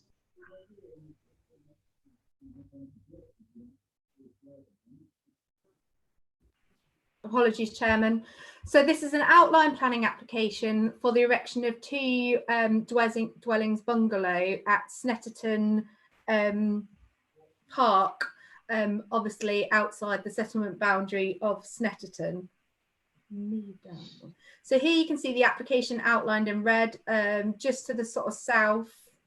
Well, obviously the main road you can see there to the west is the A11, and then just down to sort of the south west is obviously the Snetterton racetrack, and here we're accessed close to there. Apologies. So this is the application site outlined in red with the current access point onto this site. We're in Snetterton. So in Snetterton, we would only allow housing outside the designated settlement boundary. So if we move down one before I start that little speech. We would only allow development outside the designated settlement boundary of Snetterton, which you can see to the east of your screen outlined in red, and then to the west of your screen, you can see a red dot showing where the residential dwellings would lie. So we'd only normally allow residential development outside of settlement boundaries in accordance with policy HOW 5 of our current local plan. Policy HOW 5 requires that new residential development should be infilling or rounding off. When we see a close-up of the location plans, do you mind going up one? Sorry, Becky. or back one, yeah. As you can see, the application in itself wouldn't be considered infilling and rounding off, and this is explained in the officer report, and therefore the proposals are technically contrary to the local plan and policy HAL 5. However, as you'll note from the officer report, the application actually consists of the replacement of 2 existing dwellings which exist on the application site. If we just scroll down, Becky, and again. So here you can see one of the residential dwellings. That's the two residential dwellings are located at different spaces on the site, and I've got an image to show you the second one. This is the first of the residential dwellings, and it's outlined in yellow on your screens in front of you. So just to the east, you can see the 2 blue plots. They're the new proposed residential dwellings. The yellow plot that you can see in front of you is one of the residential dwellings that is relocating over across to this other side of the site. The reason for this, with this particular plot in plot 1, is twofold. One, so and we'll see some images of Snetterton Park and the improvements that's already been made up there. One, the removal of this dwelling from this location will open up the frontage of the business park, and so when you get access into the site, you'll see much better frontage to the buildings. And there's another application in for this site to do the works of this building and also to convert it to further offices, which is more sympathetic and realistic to the position on site. The other residential dwelling is over the other side of the site, and I've got an image to show you that. But in terms of policy HAL 5, like I say, it's contrary to that policy and it's not constituting infilling or rounding off. However, the existing dwellings already exist within the Snetterton Park wider area, and the applicant wants to relocate them into a better location. 1, for the reasons I've set out with property 1, and 2, when you see property 2, it's located very close to the circuit. That means they suffer from a significant amount of noise and disturbance, and therefore relocating them to this location would be a significant improvement in terms of amenity terms. On the basis that this application is the relocation of 2 residential dwellings, which aren't restricted in any way, to a better location on the site to better improve the business park and the amenity of neighbours, we think this is a significant material consideration which outweighs policy HAL 5 in that instance. And therefore, we're saying the principle of development has been established in this location for those reasons, and we're agreeing with the relocation as shown with the red line for that basis. In all other aspects in terms of amenity, highways, and all other matters that have been considered in the officer report, we consider this to be an acceptable location for 2 residential dwellings based on the fact that they're replacement dwellings. And then we see this as a good opportunity to facilitate the Snetterton Park development with the works that have already been going on in terms of the upgrading of the existing buildings and opening up their visibility into the site and promoting that as an employment site. You continue scrolling for me, Becky. So here we've just got some images of the site. So we've got the view of the site boundary, obviously taken from Google Maps, where the new residential dwellings will be located. And another view across the site. Here's the image that I was talking about. So this is part of a much wider master plan, which has been put together along with council officers, council departments and the Snetterton Park people to improve not only accessibility into the site, so you can see part of the vision, which isn't part of this application, is to have a new straight road coming into the site. And then you can see the proposed location to the west for the new residential dwellings. Just to the south of those buildings, south and east, you can see 2 buildings that have been removed from the entrance to the site to improve the entrance to the site and how you access the site and the visibility into the site. And then you can see plot 1, which I was just discussing with an arrow. That's the location immediately adjacent to the existing employment premises. So by moving the residential unit away from that property, it opens up several opportunities. 1 for the visibility of the employment site, 2 for the amenity of the occupants, and 3 to create an opportunity for more offices and business uses in that location.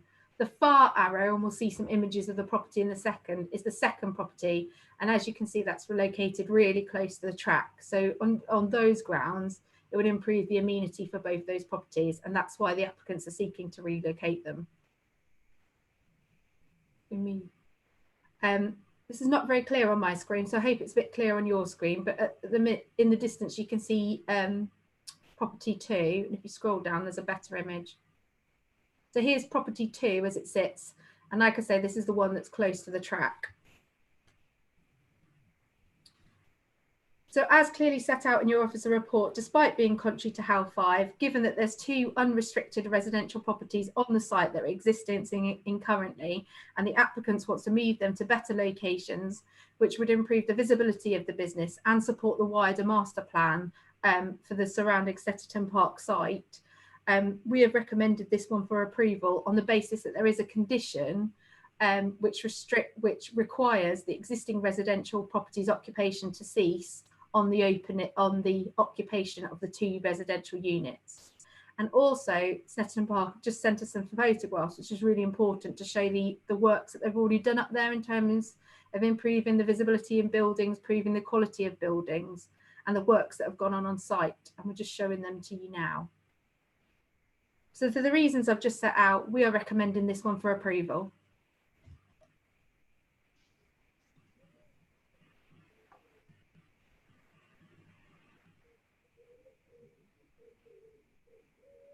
Thank you, Chairman. Thank you. Thank you for the presentation. Mr. Downing, you have 3 minutes, sir.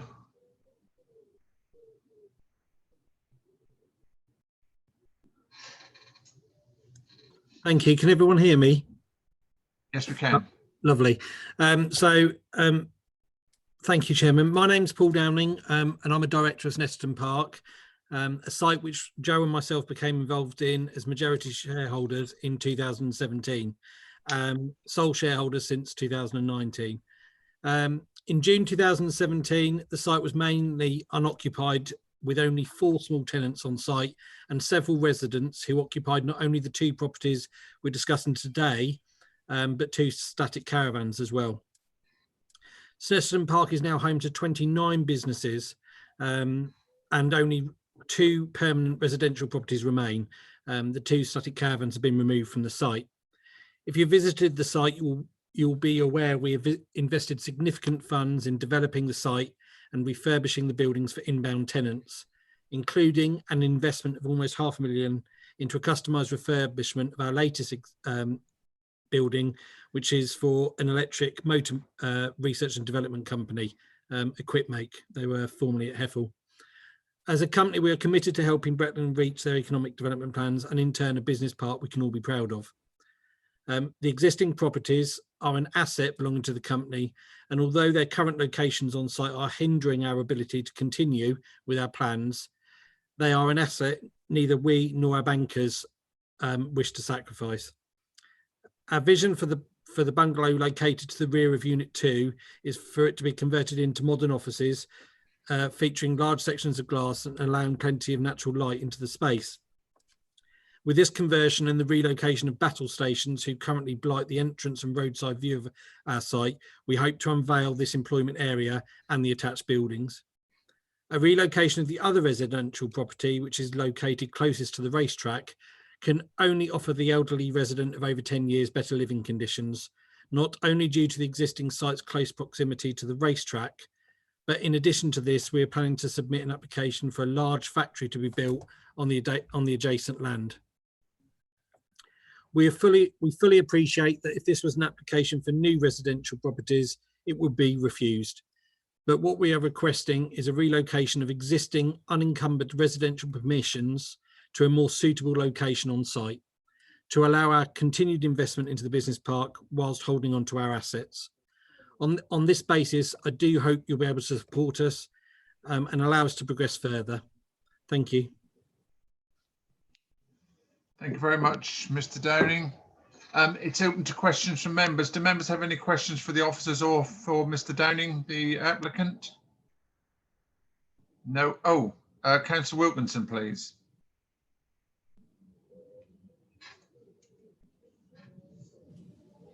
Thank you, Mr. Chairman. Don't tell me off, but it's not a question really.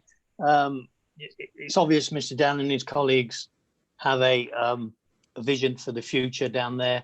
And it goes, as far as I'm concerned, it goes hand in hand with Breckland's commitment to supporting business on the A11 corridor. Thank you very much. Thank you. Any other questions from members at all? No. Okay. Can I take it that everyone has heard the presentation and are happy towards going to a vote? Thank you. Okay, in that case, with regards to this application for Snetterton 3PL 2020-0309, your officer's recommendation is one of approval. Could I have a show of hands, please?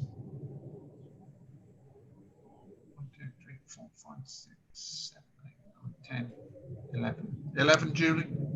Unanimous? Yes, Chairman, yes, unanimous. Thank you. It's unanimous, and this item is approved. Thank you for your time, Mr. Downing. I'm sorry you got delayed in the waiting room. I hope we have an opportunity to speak again. Thank you. Okay, Mr. Downing's about to leave us. So with that, item 10 is appeal summary, which is there for your information. And item 11 is applications determined by the Executive Director of Place, again for your information. And item 12 is the next meeting. Our next meeting, still in this virtual world, will be on the 14th of July. Just to let members know, that is the day before my birthday. So I'll be really pleased if anyone makes a little card and they can hold it up against the screen. Some of you to do, get your crayons out. Can we stop recording now and I'll go to Councillor Gilbert?